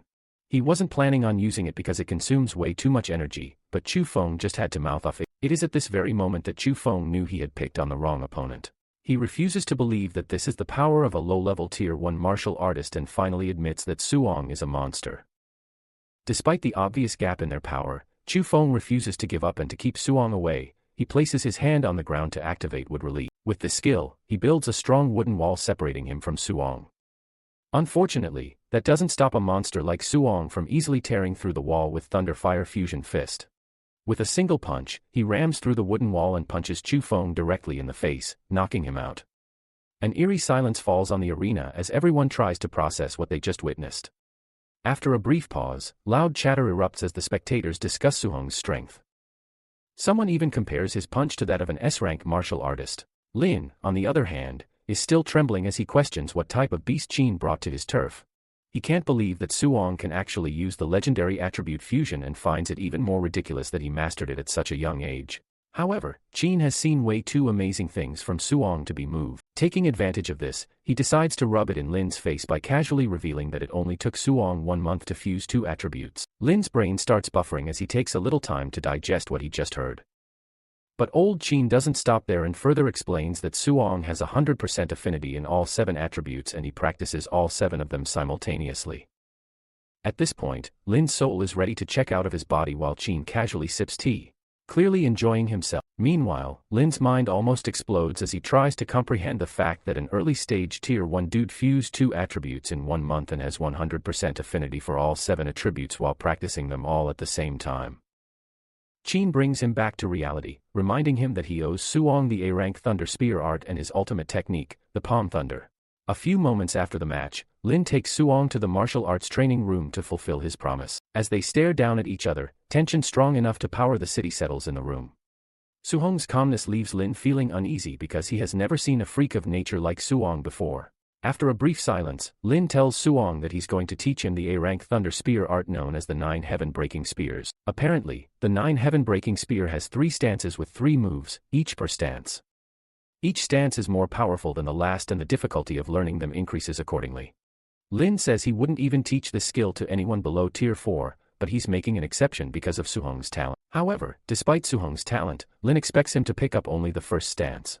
After the briefing, Lin proceeds to demonstrate and tells Suong to watch him close. For the first stance, called Overturning the River, he unleashes an enormous river of lightning and with the second stance, Inverting the Sea, Lin flips the lightning sea up. The effect of the shockwave almost pulls Suong off his feet as if being washed away by a giant wave, but Suong manages to hold his ground. Lin then proceeds to show him the third and most powerful stance, Heaven Breaking. This strike hits the sea, turning it into a roaring tornado shrouded in lightning. As he carefully observes it, Suong notes that Lin actually held back during the last stance to stop it from destroying the practice training room. Despite that, he is amazed that the shockwave from the last stance caused such a terrifying tornado. Suong knows his so-called monstrous strength is nothing compared to Lin's power, but he vows to reach that level in the near future. A few seconds after his demonstration, Lin hands Suong a small book containing his detailed notes on the 9 Heaven-Breaking Spears. He tells him to practice it alone and ask questions if stuck at any stage. Suong thanks him for helping, but Lin brushes it off, saying he's just doing it to fulfill a bet. He then promises to teach Suong the second A-rank martial art after he masters the first stance of the 9 Heaven-Breaking Spears. This is because Lin believes that Suong can only comprehend the first stance, even with his talent. Lin then reveals to Suong that the Palm Thunder martial art is extremely stronger than the Thunder Spear. Suong is amazed to hear this, leaving him determined to quickly master the Thunder Spear and proceed to learn the next one. Afterwards, Lin leaves Suong to train alone, saying he'll be back to check on his progress later. 1 hour later, Lin returns to the practice training room expecting Suong to be having a tough time. Apparently, it is supposed to take about 1 or 2 months to fully master the Heaven-Breaking Spears. But upon entering the hall, Lin is shocked to see that Suong has achieved mastery at the beginner level. The worst is when Suong casually claims that he has only comprehended the basics and asks Lin to teach him the Palm Thunder art next. Lin's brain struggles to understand what the hell he just witnessed as he doubts whether Suong is actually human. Only a few hours later, Lin is dumbfounded as he quietly sits outside the training room, questioning the reason for his measly existence. Qin soon arrives, asking why he's spacing out instead of teaching Suong the next martial technique. Lin lets Qin know that he has already taught Suong the Palm Thunder art and tells him to check on it himself. However, Qin doesn't believe him, and as he pushes the door open, he warns Lin not to pull any tricks because a step-by-step, hands-on method is needed to teach the Palm Thunder art, and Lin is sitting outside instead of instructing Suong. Upon entering the practice room, Qin realizes that Suong has mastered the technique. While Qin stares at him, utterly speechless, Suong proudly announces that he has mastered the ultimate lightning skill. Unable to handle how fast Suong comprehended the skill, Qin joins Lin outside as the two men question everything they know. Qin is even more devastated because it took him 3 months to master this same skill, and his teachers even praised him for being a genius. Lin then tells Qin that Suong's future is limitless because he's destined to reach Tier 9 one day. Qin comforts Lin and offers to treat him to a meal to get over not being the genius he thought he was. Before leaving, Qin tells Suong that they'll be heading back to Star City Camp the following day. He also tells him to find the camp's teaching assistant and get them to arrange a temporary room for the night. Later that night at Yang City's dorm, Suong settles down to check on his stats. He had gathered about 230 martial Dao points after defeating Chu Feng, Ten Tua, and his other friends. Suhong's vital blood has also increased to 138, and 3 of his attribute guiding techniques have increased to level 5. All his A-rank martial arts are at mastery, except for spirit weapon condensation, which was still at beginner level. Since his vital blood is still low, Suhong considers upgrading it a bit and using the rest of the points to upgrade his spirit, physique. However, after pondering for a while, he decides not to split the points because it is not enough to make any major splash on his stats. He then settles for only upgrading his vital blood, and after the upgrade, Suhong's vital blood increases to 161 points. Suhong's next priority is getting more martial Dao points, but after he beat up the so-called 3 geniuses, no one will dare spar with him again. Now his only option is to keep farming points in the beast room, even though it is a bit slow. Elsewhere, Lin is having a drinking spree with Qin while lamenting about how Qin cheated him out of 2 A-rank martial arts. Qin is already fed up because he has heard this over 100 times already. Just then, the teaching assistant barges into the room to remind Lin about the scheduled night raid. Lin gives him the go-ahead, reminding him not to go easy on the student. Without hesitation, the assistant immediately calls someone and orders them to start the night raid, as instructed by. But when Qin reminds Lin that Suhong is temporarily staying at the dorms, Lin realizes he may have messed. He hurriedly tells the assistant to postpone the raid, but it's too late as the man lets him know that the night raid has already begun. Meanwhile, outside the dormitory building, several top-tier martial artists gather to carry out the night raid. Among them is Jin Feng, who was beaten to a pulp by Suhong back in Star City training camp, and his brother Jin. Jin Feng wonders why his brother, a high-grade Tier 2 martial artist, is participating in a night. Jin Long explains that Lin specifically called him in to test Chu Feng's ability. However, Jin Long feels it's a bit overkill to have him handle a puny early-stage Tier 2 wood spirit. Watching his brother boast, Jin Feng can't help but feel a sense of déjà vu. Jin Long then teases Jin Feng about getting his peaches kicked during the night raid in Star City camp. Embarrassed, Jin Feng tries to argue that he was only defeated because he underestimated the opponent. He swears that he will definitely win if given another chance to redeem himself. Jin Long reminds him that it's nothing to be proud of for a Tier 2 martial artist to beat someone at the Tier 1 level. Jin Feng then warns his brother not to be like him and underestimate his opponent. He reminds Jin Long that the wood spirit body is considerably powerful and advises him to be careful, but Jin Long laughs it off, claiming he can never mess up such a simple. A few moments later, the raiders cover their faces with masks, and at the commander's prompt, they charge into the dormitories like assassins. The next second, screams echo from different parts of the dormitories, drawing Suhong's attention. Just in front of his door, one of the raiders attacks some dude who is on a clothing budget. During the commotion, the raider notices Suhong and tries to attack him, but Suhong jabs him under the jaw, knocking him into the roof of his dorm. Suhong tells the dude to ask questions next time before acting rashly since he's not even a member of this training camp. Suddenly he gets an idea of how to take advantage of the night raid. Since the raiders are in disguise, Suhong plans to dress up as one of them and farm martial Tao points by defeating the students. Even though he knows this is a terribly mischievous idea, Suhong can't help but be thrilled to play the bad guy. A few minutes later, he steals the dude's clothes, including him. He even plans to knock him out, but before he can do so, another raider rushes in to help. Suhong first signals his victim to shut up before preparing to knock the new raider out. The raider protests, reminding Suhong that he's the commander in charge of the night raid, but despite his explanation, Suhong still punches the guy into a wall, leaving the clothesless dude stunned. The dude is confused as he wonders whether the raiders are about to start an internal war between themselves. A few minutes later, Suhong bolts out of the room, excited about farming his precious points. Meanwhile, the clothesless dude watches him leave, puzzled that Suhong didn't knock him out as planned. Out in the corridor, Suhong makes up his mind to go all out since the raiders are high tier, so there's no need for him to hold back his power. A few moments later, he runs into several raiders and effortlessly beats them up, including a few students. At this point, some of the raiders realize that there's a mole amongst them, but Suhong continues to wreak havoc until he clears out the first floor. Afterwards, he proceeds to the second floor, causing insane chaos along the way.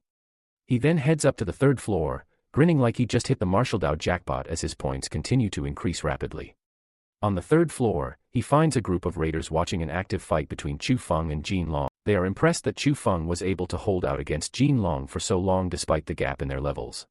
They also note that Jin Long might run out of juice soon with Chu Feng's terrifying ability to heal him. Set up with the hold-up on his precious Dao points, Suhong tells the raiders to stop blocking the way.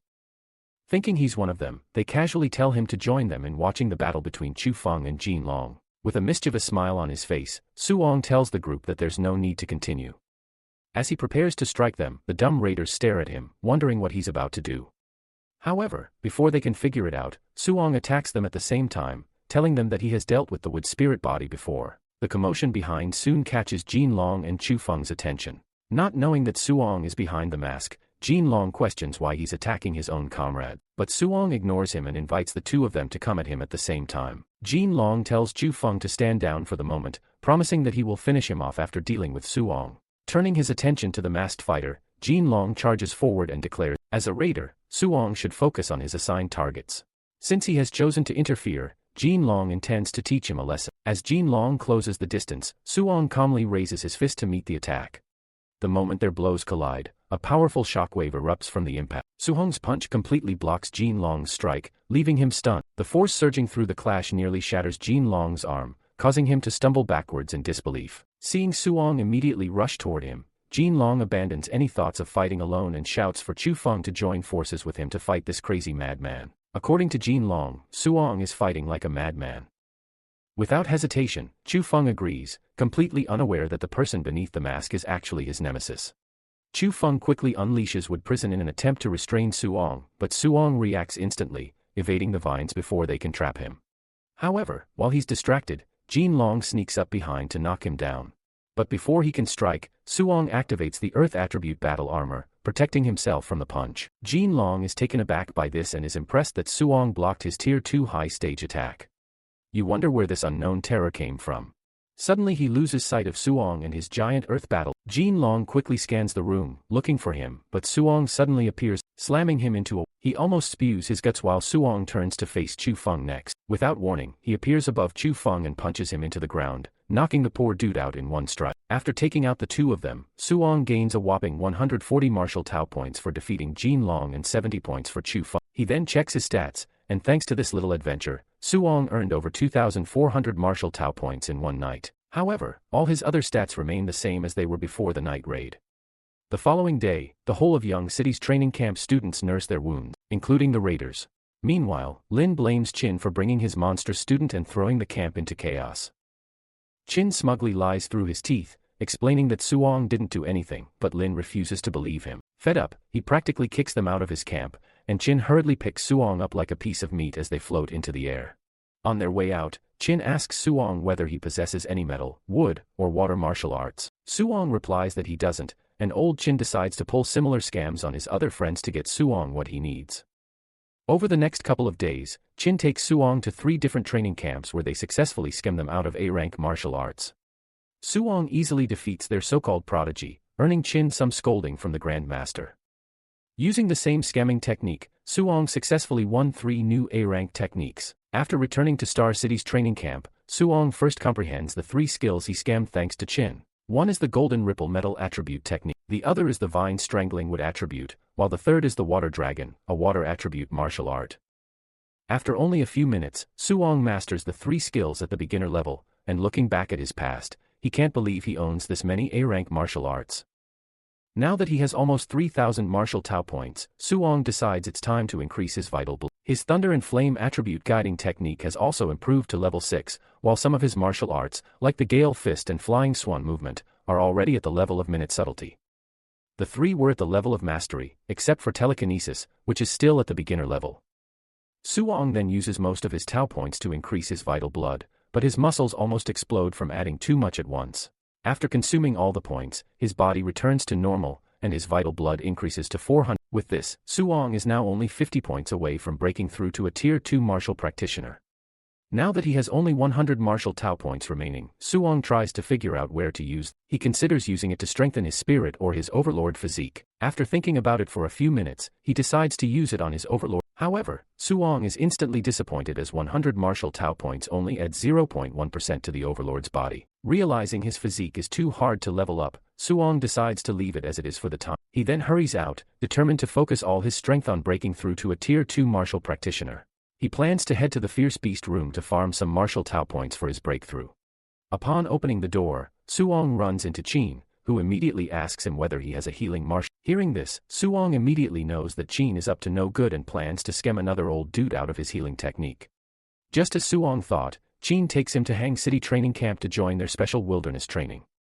At the training arena, the Grand Master, Wang Qinshan, announces that the students must survive in the 10,000 Demon Mountain range for 7 days without any supplies. Suong is amazed by the extreme difficulty of the Hang City training camp, and apparently they can only gain contribution points by defeating fierce beasts at the same level or above their own.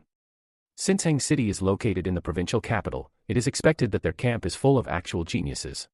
Hence, the difficulty of their training far exceeds that of Star City Training Camp, which at this point is considered a piece of cake. After the announcement, Qin Shan orders the camp to move out, and without, the students leap into the mountains.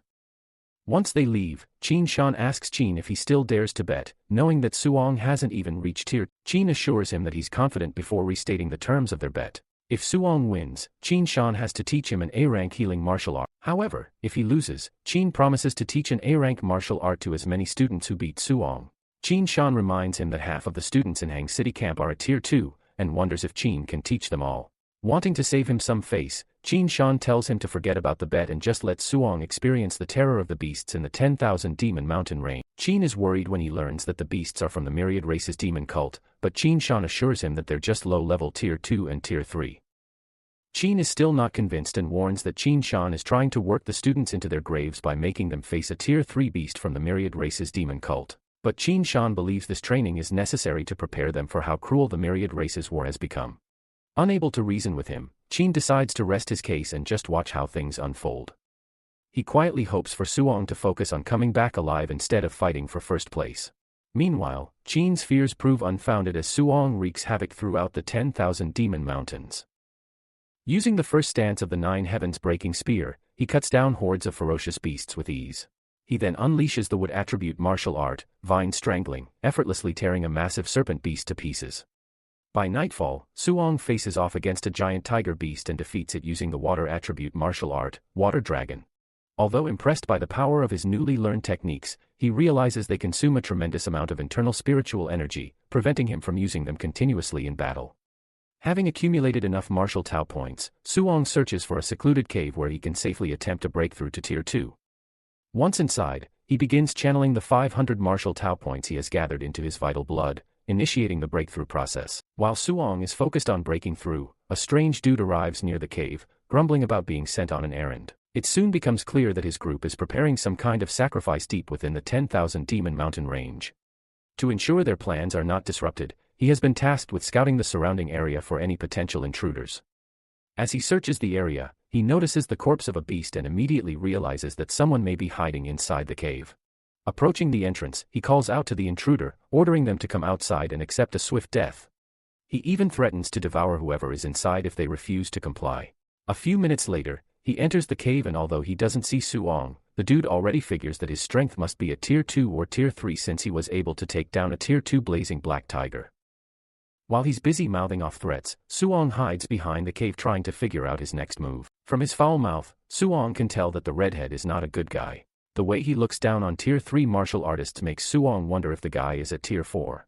Even though Suong broke through to tier 2, he fears he's no match for a tier 4 martial artist, so he decides the most important thing to do is find a way to escape the cave first. He then unleashes the water dragon to distract the intruder and buy himself a chance to flee.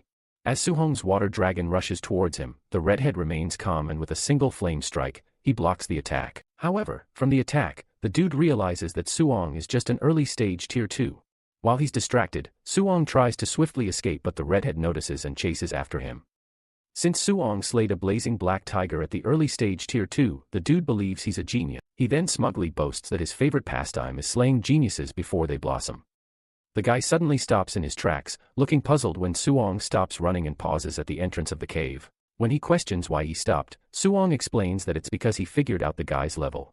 Judging from the vital blood the dude emitted while chasing him, Suong could tell that he was only an early stage tier 3 martial artist. Suong says he only ran away, thinking the dude was at least a tier. He then reveals that the tattoo on the guy's neck is from the celestial race, meaning the guy is from the myriad races demon cult. Apparently the myriad races demon cult is actually humans who detest being human. They take pride in becoming part of the myriad races and are basically terrorists who attack and capture humans to sacrifice them to the myriad races to obtain power. And the one thing Suong hates the most in this life is the myriad races. Enraged, Suong blows hot, calling the redhead the scum of the earth deserving of death. But this dude is even more fired up as he fearlessly charges towards Suong, challenging him.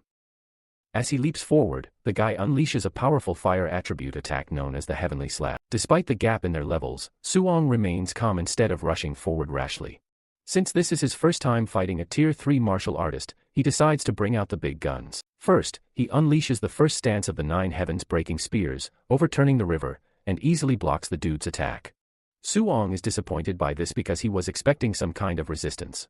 But the attack of a so-called Tier 3 was dispersed so easily and in a single hit. Meanwhile, the redhead is utterly stunned by what he just witnessed. He can't believe that he's losing despite being a level above and using an A-rank martial art. What baffles him more is the fact that he thought Suong is a water attribute, so he's quite confused about how he also has a thunder attribute.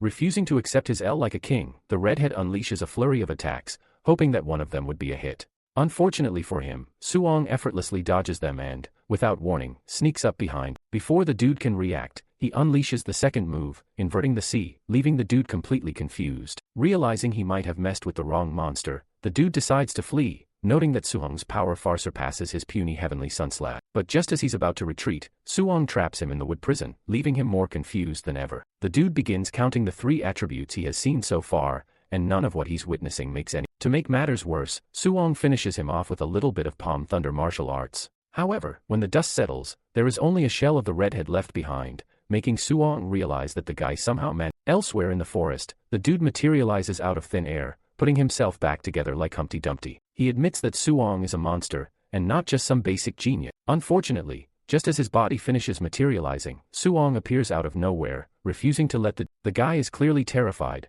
but before he can make any moves, Suong traps him inside the flame cage and immediately attacks him using the 9 heavens break. Suong thrusts the spears straight into the guy's chest, shattering him into a million little pieces. However, his head remains intact only to call Suong a monster before turning to stone, ending his miserable life. For defeating a mutated celestial, Suong earns over 200 martial Dao points. Suong is surprised that defeating a myriad racist demon cultists gave him more points than fighting several beasts. After killing several beasts for so long in the mountain, he only obtained 5, but only 1 mutated celestial earned him quite a good number. Suong then recalls that the demon dude said something about a sacrifice. This makes him wonder if they captured humans for their so-called sacrifice.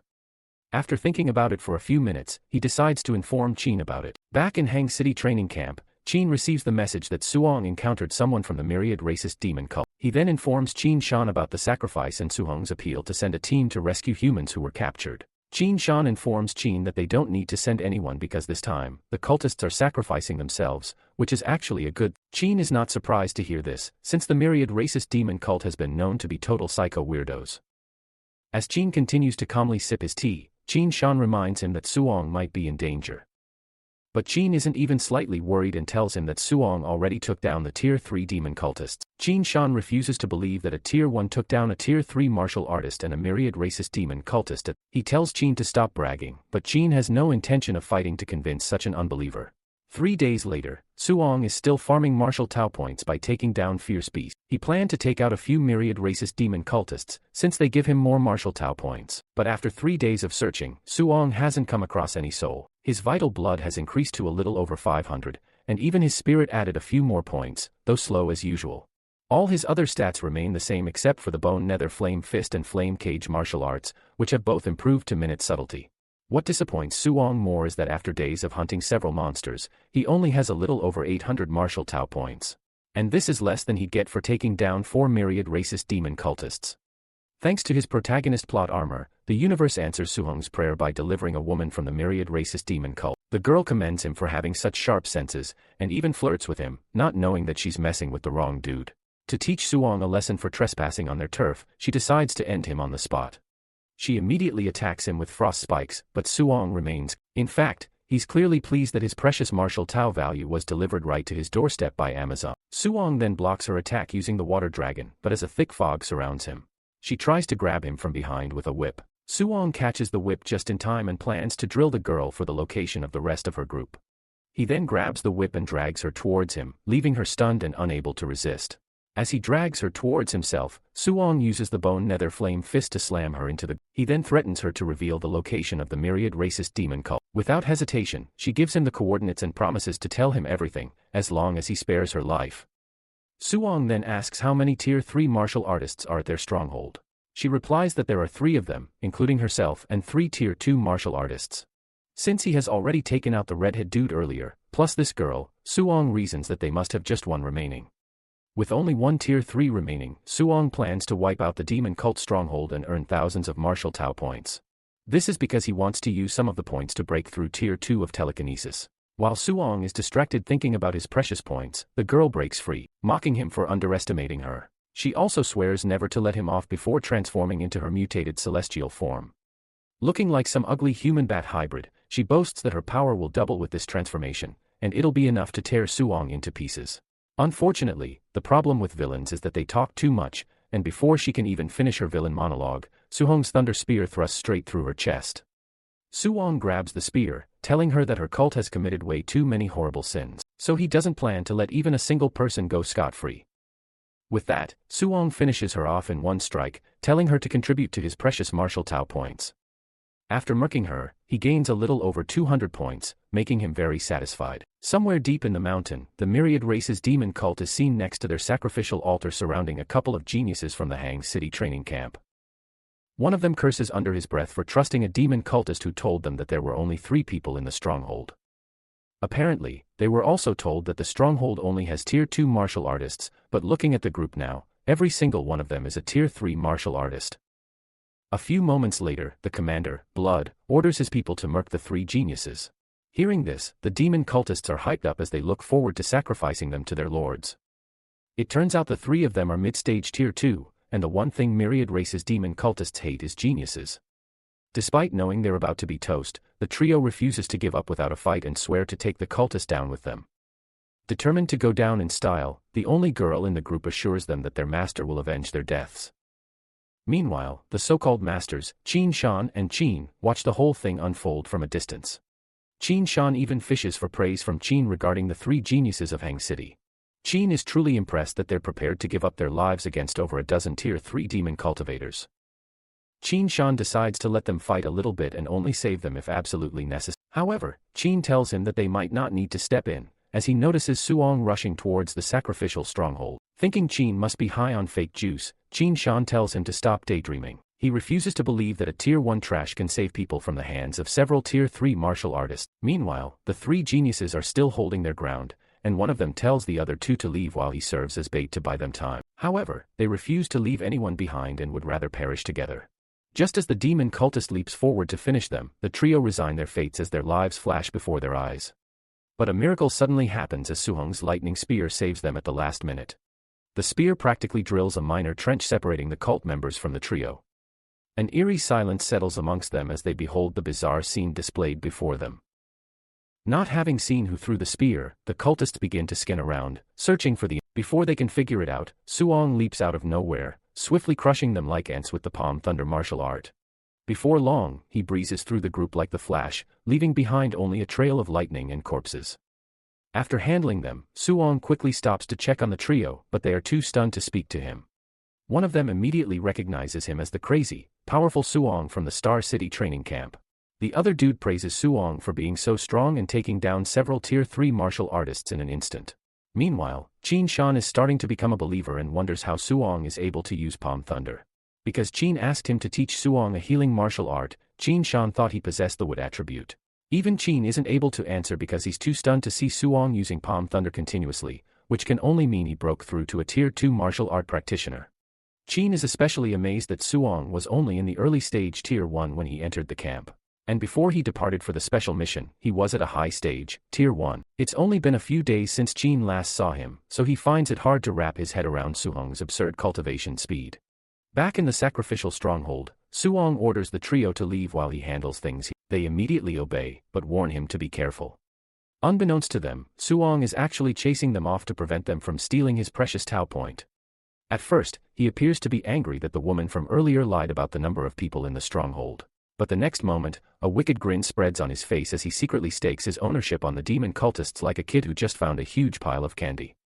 Suong knows that taking down just one of them gives him a little over 200 martial Tao points, and right now, there are at least over a dozen of them.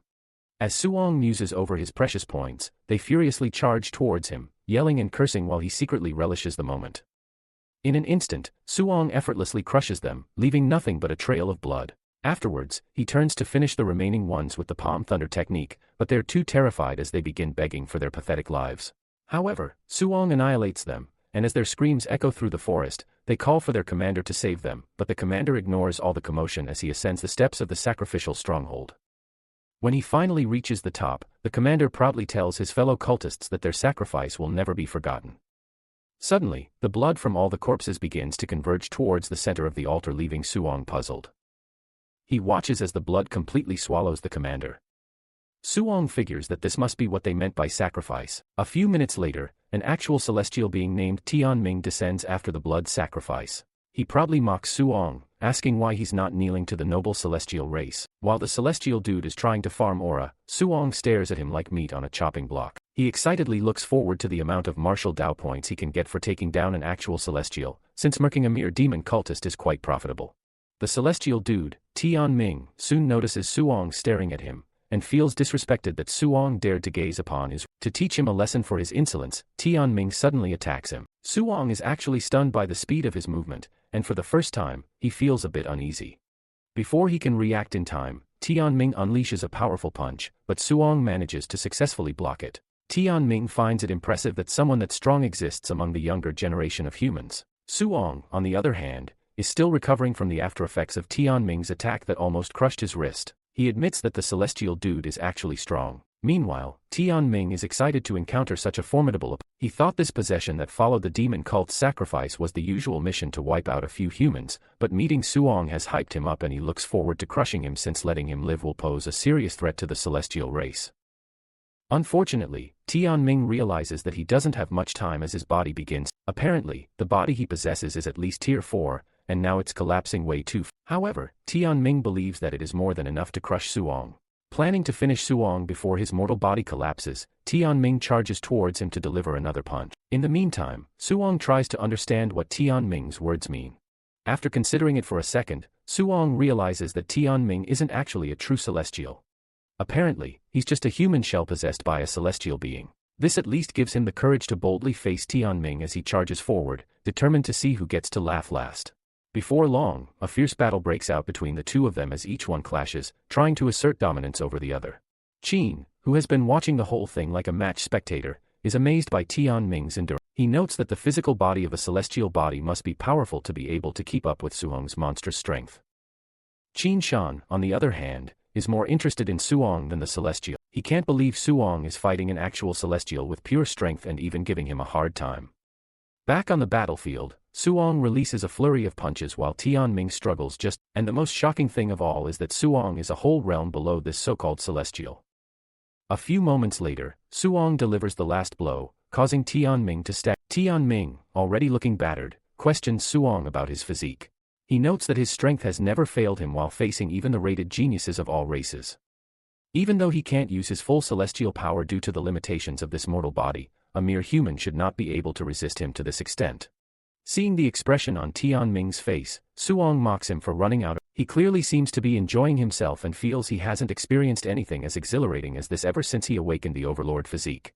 This is because he used to hold back his power for fear of harming someone. However, while facing the myriad races demon cult and a celestial, he can go all out and simply focus on actually hurting his opponent.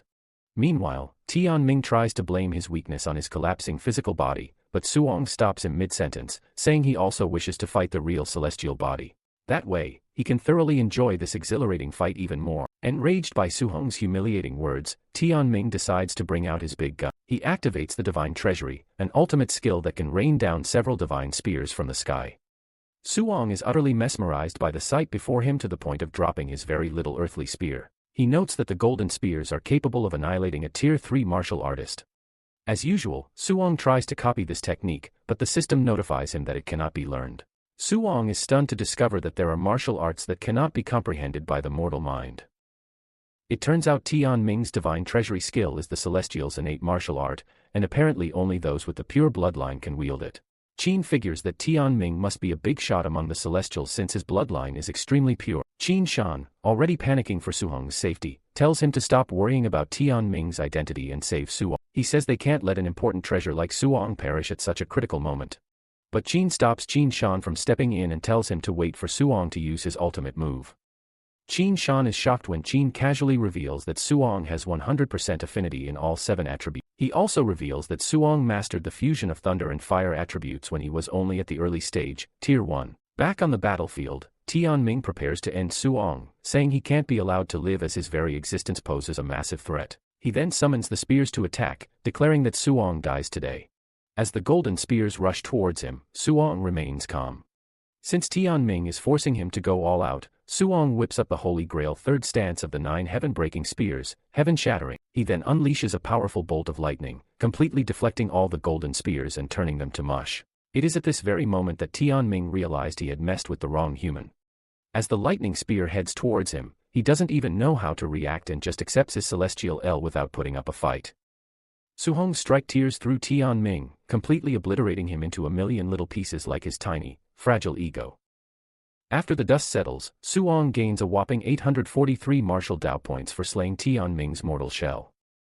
Suong is quite satisfied with this, and just then, the old geezers arrive with Qin Shan calling Suong all sorts of endearing names, leaving Suong a bit confused. Without warning, he begins squishing him all over as if he just stumbled on a precious gem. He can't believe that a Tier 2 martial artist defeated an actual celestial. Suong is confused that they're making such a fuss over a mere celestial. His mid-reaction leaves Qin wondering whether such a feat isn't considered a huge deal in Suong's eyes. Basically, Suong thinks Tianming is just an ordinary celestial among the top 10 in the myriad heaven. Since an ordinary dude forced him to use his ultimate move, Suong believes the geniuses of the celestial race must be terrifyingly powerful. Qin Shan and Qin stare at him as if he has a few loose screws because only they know that the person Suong just faced is considered one of the top dogs among the celestial race. Seeing the weird look on their faces, Suong asks if he said something wrong, but the 2 old geezers decide not to reveal what they know. They swallow their words, choosing to allow Suong to keep thinking he defeated an insignificant celestial dude. 4 days later, the students return to the training camp after the completion of their 7-day exile in the 10,000 Demon Mountain range. As usual, Suong takes the first place, scoring over 17,000 points, while the 3 Hang City geniuses manage to get over 4,000 each. Suhong's scores leave everyone in awe, making them wonder whether someone rigged the scoreboards. One of the geniuses Suong saved in the sacrificial stronghold defends him, explaining that Suhong's strength is invincible.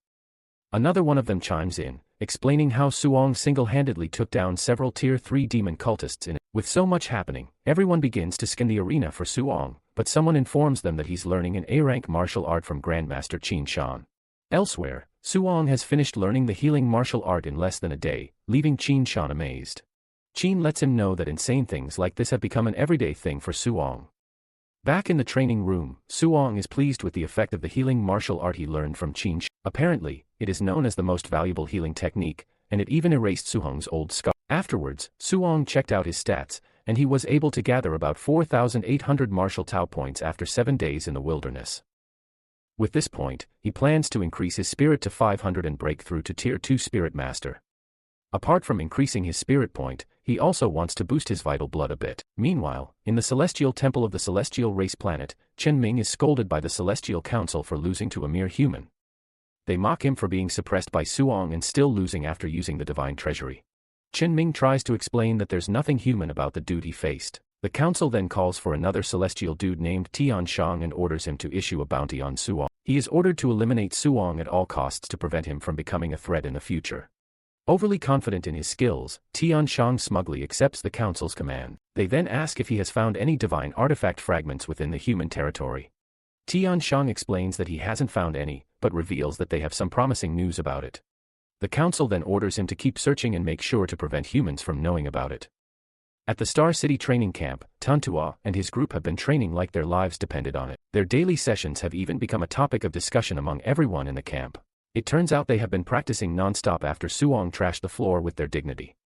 Now, instead of strutting through camp like shaved peacocks, the trio spends all their time inside the Gravity and Ferocious Beast room. They also trade all their contribution points for pills to boost their strength. Their hard work definitely paid off because the trio broke through to Tier 2 within a month. The most flamboyant Shinji, who loves being a pretty flower boy, is now a dedicated muscle junkie, and all 3 of them have the same goal, to challenge Suong to another match. Later on, Qin returns to the camp, but without Suong, and when Linza asks him about, he reveals that Suong went into the forest to train for a few more days. The training camp ends in a few days, so Linza is worried that Suong might not make it back in time. However, Qin assures him that Suong knows his limits and will surely return to camp on time.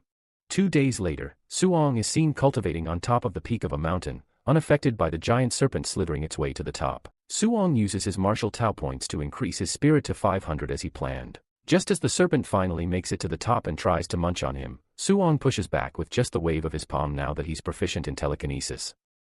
He then casually uses the weapon condensation art to craft a giant spirit sword, which he effortlessly uses to tear the serpent into fine pieces like sausages.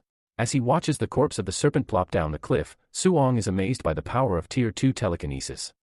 Since his spirit has significantly increased, he plans to try to fuse 3 attributes. Since he has fused thunder and fire, Suong wants to add metal to. However, the moment they meet each other, they immediately become volatile. Before Suong can control it, he loses control, causing it to explode. The shockwave shatters the cliff, and a few minutes later, Suong finds himself in a pile of rubble, covered in soot from being struck by lightning. Despite the failure, he's still amazed that a failed fusion is that powerful, meaning if it succeeds, it might even take down a Tier 4 martial artist. On the last day of the training camp, Suong returns to camp, causing quite a stir as everyone rushes to inform the genius trio. The students look forward to such a sensational challenge and speculate about the winner. Meanwhile, Ten Tuo and his gang inform Qin about their wish to challenge Suong. Qin simply asks if they really think they can win. The trio, with the confidence of a male peacock, replies in unison that they will win. Just then, Suong walks up to them, asking if they really want to challenge him.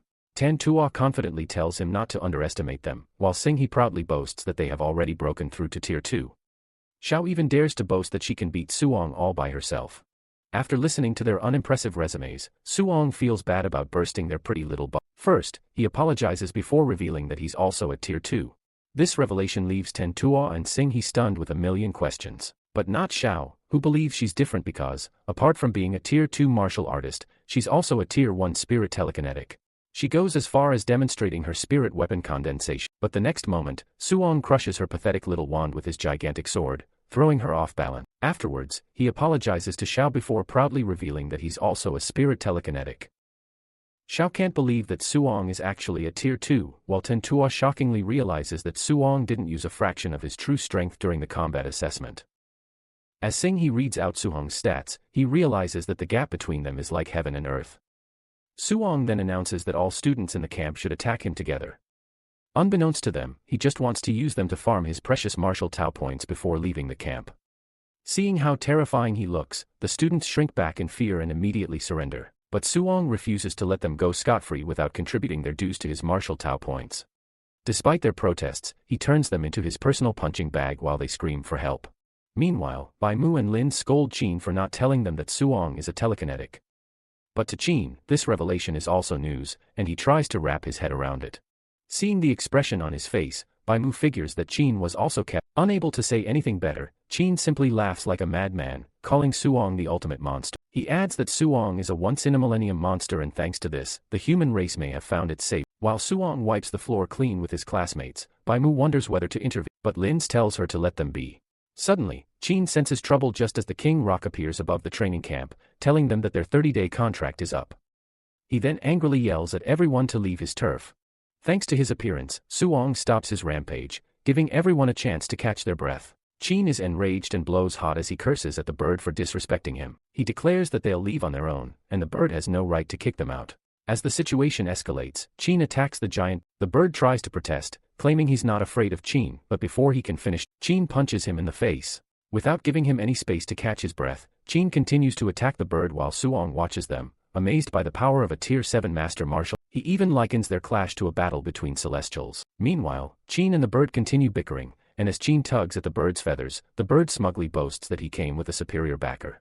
Qin, however, remains completely unfazed, boldly declaring that he would beat up the so-called superior backer as well. Suddenly, a thunderous voice echoes from above, commanding them to stop. The moment Qin hears it, a chill runs down his spine, making him uneasy. Out of nowhere, an eerie dark figure emerges, and it turns out to be the Lord of Myriad Demons. Linz is surprised that the King Rock actually has connections to the Lord of the Myriad Demons. Basically, the Lord of the Myriad Demons is among the strongest beings in the Myriad Demons mountain range. Even the weakest among them is at Tier 9, while some even reach the King realm above Tier 9. Suong can only stare in silent awe as he gazes upon such an overwhelming powerhouse. Since he is only Tier 2 at that point, Suong categorically knows that the gap between him and the demons is like heaven and earth. He realizes that he wouldn't even be able to do anything if superpowers like the demon god decide to attack Star City. Nonetheless, Suong is determined to reach the highest realm one day. The golden bird finally retreats after promising Qin that it is going to deal with him later. Qin is not essentially worried about the appearance of the demon god because he knows that the demons have an agreement with humanity, so the powerhouse cannot casually make a move, which means the younger generation is safe to an extent.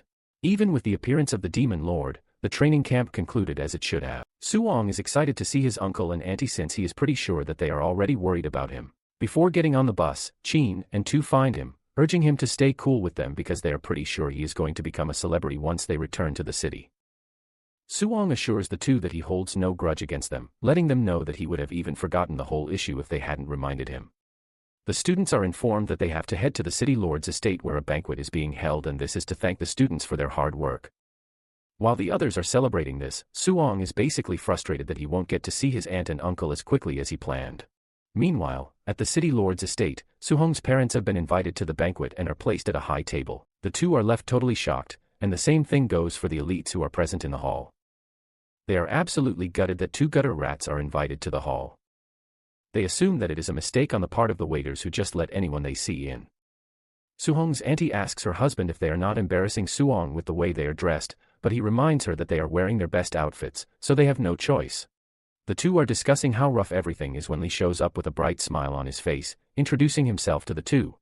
Their hearts almost vibrated out of their bodies when Lee approached them, but he urged them to stay calm, telling them that they had no reason to be nervous. Lee is still taking things cool when Wu rushes in to shake Suhong's uncle, while using the opportunity to introduce herself. She lets the two know that their boy, Suong, is the best genius she's ever seen.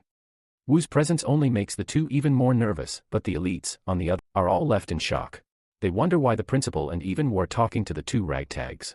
At the same time, Wang Ni, Tantua's father and also the lord of the city, is having a friendly conversation with his peers, Xiao and Xingha's father. The trio boasts about how impressive their kids are, and they are very confident that they are going to return as the top students of the training camp. The argument between the trio on who has the best child soon gets so loud that Lee asks Wu to stop them. However, she rejects the suggestion, saying she might have to beat the trio up for acting like kids. In addition, she is pretty sure that once Suong arrives, their little show-off is going to come to an end. Lee is surprised at how much Wu thinks of Suong, who is only at the early stage of Tier 1. Wu confidently replies that she is trusting her intuition, which is the best thing a woman has. Moments later, the announcement comes in that the special transport from the training camp has arrived. Wang Ni excitedly tells everyone to prepare themselves to welcome the pride of their city. Moments later, the three geniuses stepped out of the vehicle, and they were looking all bruised up and battered, shocking their parents. Their precious faces have basically been turned inside out, forcing the concerned parents to ask their children what actually happened. Suddenly, they notice that the trio has all broken through to Tier 2, which is great news for all of them. However, the trio tells their parents to keep calm because there is someone even worse than them. Just then, Suong steps out of the bus, and there is a guard of honor waiting for him. He can't believe that he is being forced to partake in the show that has been arranged for him. His only concern is how he is going to go home and enjoy the nice meal that his guardians would have prepared for him. Suddenly he sees his guardians rushing toward him in the distance, and this is when the other bitter elites found out that Suong is their child. Suhong's aunt trips from excitement, but before she can crash to the ground, Suong catches her with a telekinetic sphere. This leaves his guardians completely blown away, and it also brings up questions of what sort of martial art he is using, but he digresses just to make sure that his auntie is fine. The two let him know how worried they have been, but he assures them that he is fine. On the other hand, the city lord and his friends are freaking out after seeing what Suong can actually do. Even Lee and Wu turn to each other with anger, asking themselves at the same time why the other didn't mention that Suong is a telekinetic. It is at this point that it finally dawns on them that none of them knew this. The two jump up for joy because they now have a powerful kid to back them up, which means their respective positions are safe. The other elites and powerful families who are present on the scene start making calls concerning Suong. There are some who want him to marry into their family, and there are some who are already preparing big gifts for Suong to entice him. Just then, Wang Ni walks up to Suong, telling him that he has lived up to his title as Star City's #1 genius, and because of this, he will be given a villa and 3 million in cash. Wang Ni claims that it is the prize he had prepared for the first-place winner of the training camp, but the other elites know that this is a damn lie. They are confident that he has just put together the gift to pull in Suong and get him on his side. Wang Ni takes it a step further, telling Suong that if there is anything he needs in the future, he should not hesitate to ask, promising that he is going to do everything in his power to help. Suong hears this, and with the men reaching out for a handshake, he figures out that he is publicly trying to win him over. Since he is the city lord, he is going to be offended if he refuses him. But at the same time, if he allies himself with Wang Ni, he won't be able to refuse any requests he makes of him in the future.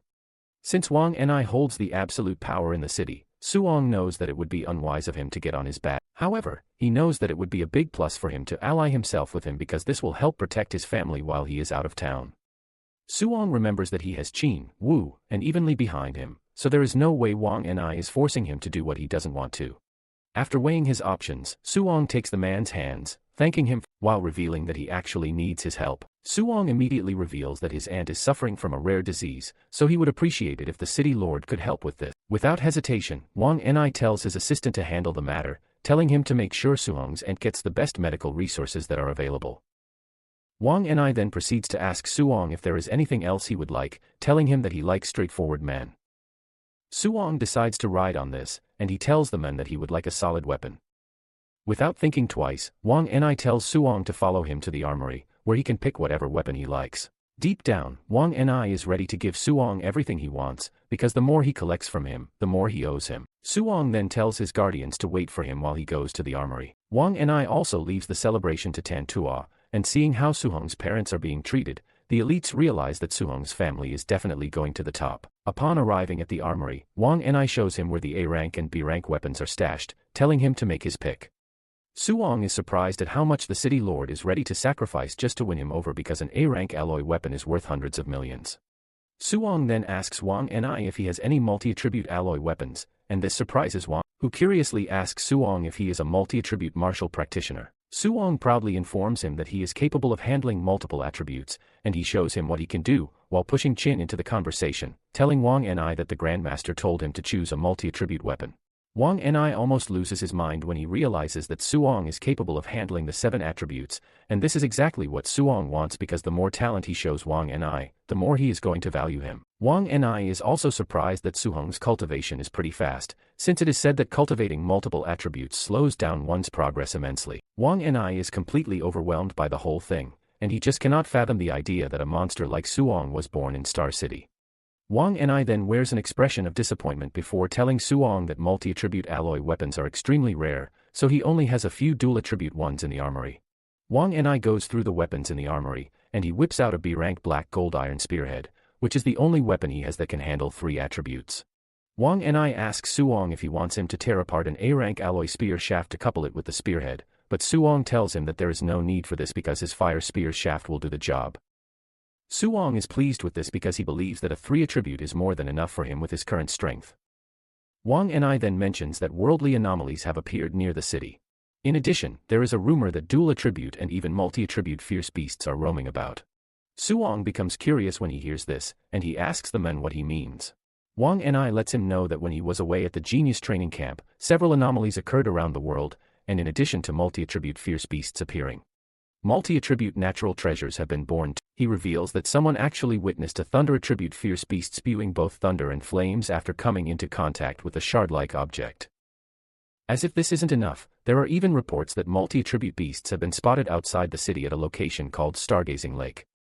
Wang Ni lets Suong know that the lake is too dangerous at the moment, but he assures him that he will be able to find multi-attribute weapons once he enters a martial arts university in the future, so he doesn't have to rush and take unnecessary risks at the moment. After the whole conversation, Suong thanks the men for his guidance. A few hours after this, the residents in Suhong's neighborhood are left in complete shock when they see an official vehicle in the area. They are completely stunned because they know that it is an exclusive vehicle that belongs to the city lord. The rude lady who offered to buy Suhong's spot at the training camp is also present, and she wishes that it was her child who brought home the official car. Remembering the fact that Suong refuses her offer, she gets even angrier, and she promises herself that she is going to raise the rent on their house before kicking Suong's family out. Suong uses her thought when the car door opens, and Suong and his guardian step out. This leaves everyone's jaw on the floor because this is the last thing anyone would have thought possible. Suhong's uncle then walks up to the lady to tell her that they have been given a villa, so they are moving out the next day. This leaves the lady completely shocked, and the man tells her that they will need their rent balance. However, his wife tells him to leave the money for her because their family is now rich. As they walk into the house, the man even suggests that they move their tables and chairs to the villa, but his wife urges him to stop being stingy because Suong is now a big shot. So they basically lack nothing. The rude lady can only watch in surprise as they walk into the house, looking happy and glam. Later that night, Suong heads to the roof as usual to cultivate, and realizing that it is going to be the last time he will cultivate there, he starts missing the whole neighborhood. After he has upgraded his spirit points, he still has over 1,900 points left. He then upgrades his vital blood to break through to the mid-stage of Tier 2. After this, he decides to look up the worldly anomalies that Wang and I mentioned. He grabs his phone and almost crushes it, and this lets him know that his body hasn't fully adapted to the mid-stage Tier 2 strength just yet. Suong starts reading articles about the anomalies, and he finds out that there is even a situation where grandmasters had to step in, revealing the severity of the whole issue. There is also an article that mentions that all the martial artists who witnessed the mysterious shard have all died in ways that cannot be explained. This leaves Suong considering his options, and even though he knows that he might not be able to beat a Tier 4 martial artist, he doesn't think escaping from one is going to be much of a problem. He then concludes that he is going to check out Stargazing Lake the next day after they are done moving to the villa. The following day, Suhong's family receives a bulk of gifts from their new neighbors. There are so many presents that they are even worried that they won't have a place to store them all. It is pretty obvious that the rich neighbors are just trying to get on Suhong's good side. They let Suong know that he can actually come by their house whenever he wants, and Suong nervously says yes.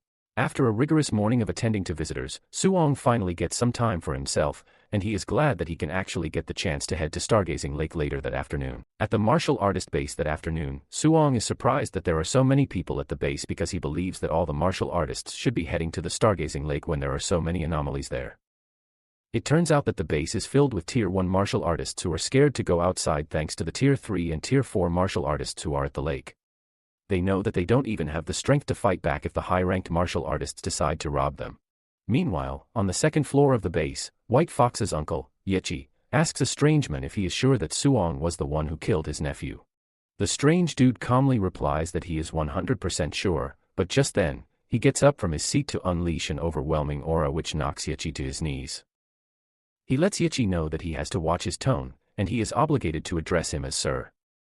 Yechi trembles in front of the overwhelming power in front of him, and he quickly agrees to address the strange man as he wants. Later on, Suong heads to the Stargazing Lake, and he makes sure to keep himself hidden. At the lake, he realizes that it is filled with Tier 2 and Tier 3 martial artists. In fact, there are also Tier 4 martial artists on site. While observing the scene, a star-spotted giant fish, which is a Tier 3 beast, suddenly emerges from the lake, putting everyone on their toes. It turns out that it is also a dual-attribute water cannon, and the Tier 2 martial artists start running away. However, a defensive attribute Tier 4 martial artist stays back to block the fish's attack while boasting about his defense. However, his defense soon gets overwhelmed by the fish. Suong is surprised that the fish is able to break the dude's defense while injuring him in the process too. Just then, another Tier 4 martial artist emerges out of nowhere and lunges toward the beast. The overly excited martial artist talks about how impatient he has been waiting for a beast of its caliber, and he delivers a powerful punch that knocks the fish to the ground. With the fish out of the water, the martial artist pounces on it, and in under a minute, they have decimated the fish. They cut up the fish, but they are all disappointed that there is no treasure whatsoever inside the fish. Suong is left in complete shock at how a Tier 3 beast is turned into a sashimi in just 1 minute. With this, he realizes that the Tier 4 martial artists are way too vicious for him, so he has to move away from them, or he won't get to hunt anything. Suddenly, he senses an attack coming from behind, and just as his head is about to fly off his neck, Suong engages his mental telekinetic power to slow down the attacker, while using the opportunity to leap out of the way. The attack hits the ground, leaving a massive shockwave, and seeing the pressure from the attack, Suong realizes that he is under attack from a Tier 4 martial artist. Suong doesn't even think twice before putting some distance between himself and the dude because he knows that he would definitely have died if he hadn't used his power to delay the dude's attack. Before Suong knows it, he realizes that the Tier 4 martial artist is not alone, and he has 6 more Tier 3 martial artists backing him up. As if this is not enough, there are also 7 Tier 3 martial artists coming from the other side. Suong cannot believe that over a dozen Tier 3 martial artists and a Tier 4 martial artist are aiming for his head. He weighs the whole situation, and realizes that even the city lord doesn't have this kind of pull, leaving Suong to start wondering who he had offended. Moments later, the assassins are already complaining of Suong's speed because the information they were given didn't let them know that he is capable of such impressive martial arts. Nonetheless, they are pretty sure that Suong cannot beat them in a game of endurance. Unknown to them, Suong has no intention of playing a game of endurance with them, and he soon leaps into the air. Right before their eyes, he flies off, leaving his assailants in the dust. They are left in total disbelief because it is not normal for a Tier 2 martial artist to be able to fly. After putting a bulk load of kilometers between them, Suong finally comes to a halt. He is already breathing heavily like a goat, and this is because his vital blood has been depleted and his mana is almost out too. At the moment, he realizes that the only thing left for him is the sheer toughness of his overlord body, which he can use to run as far as possible using pure physical strength. At the same time, he wonders who is trying to kill him, but the only person he can think of is Yeki. He concludes that they paid a huge sum to assassins just to get rid of him.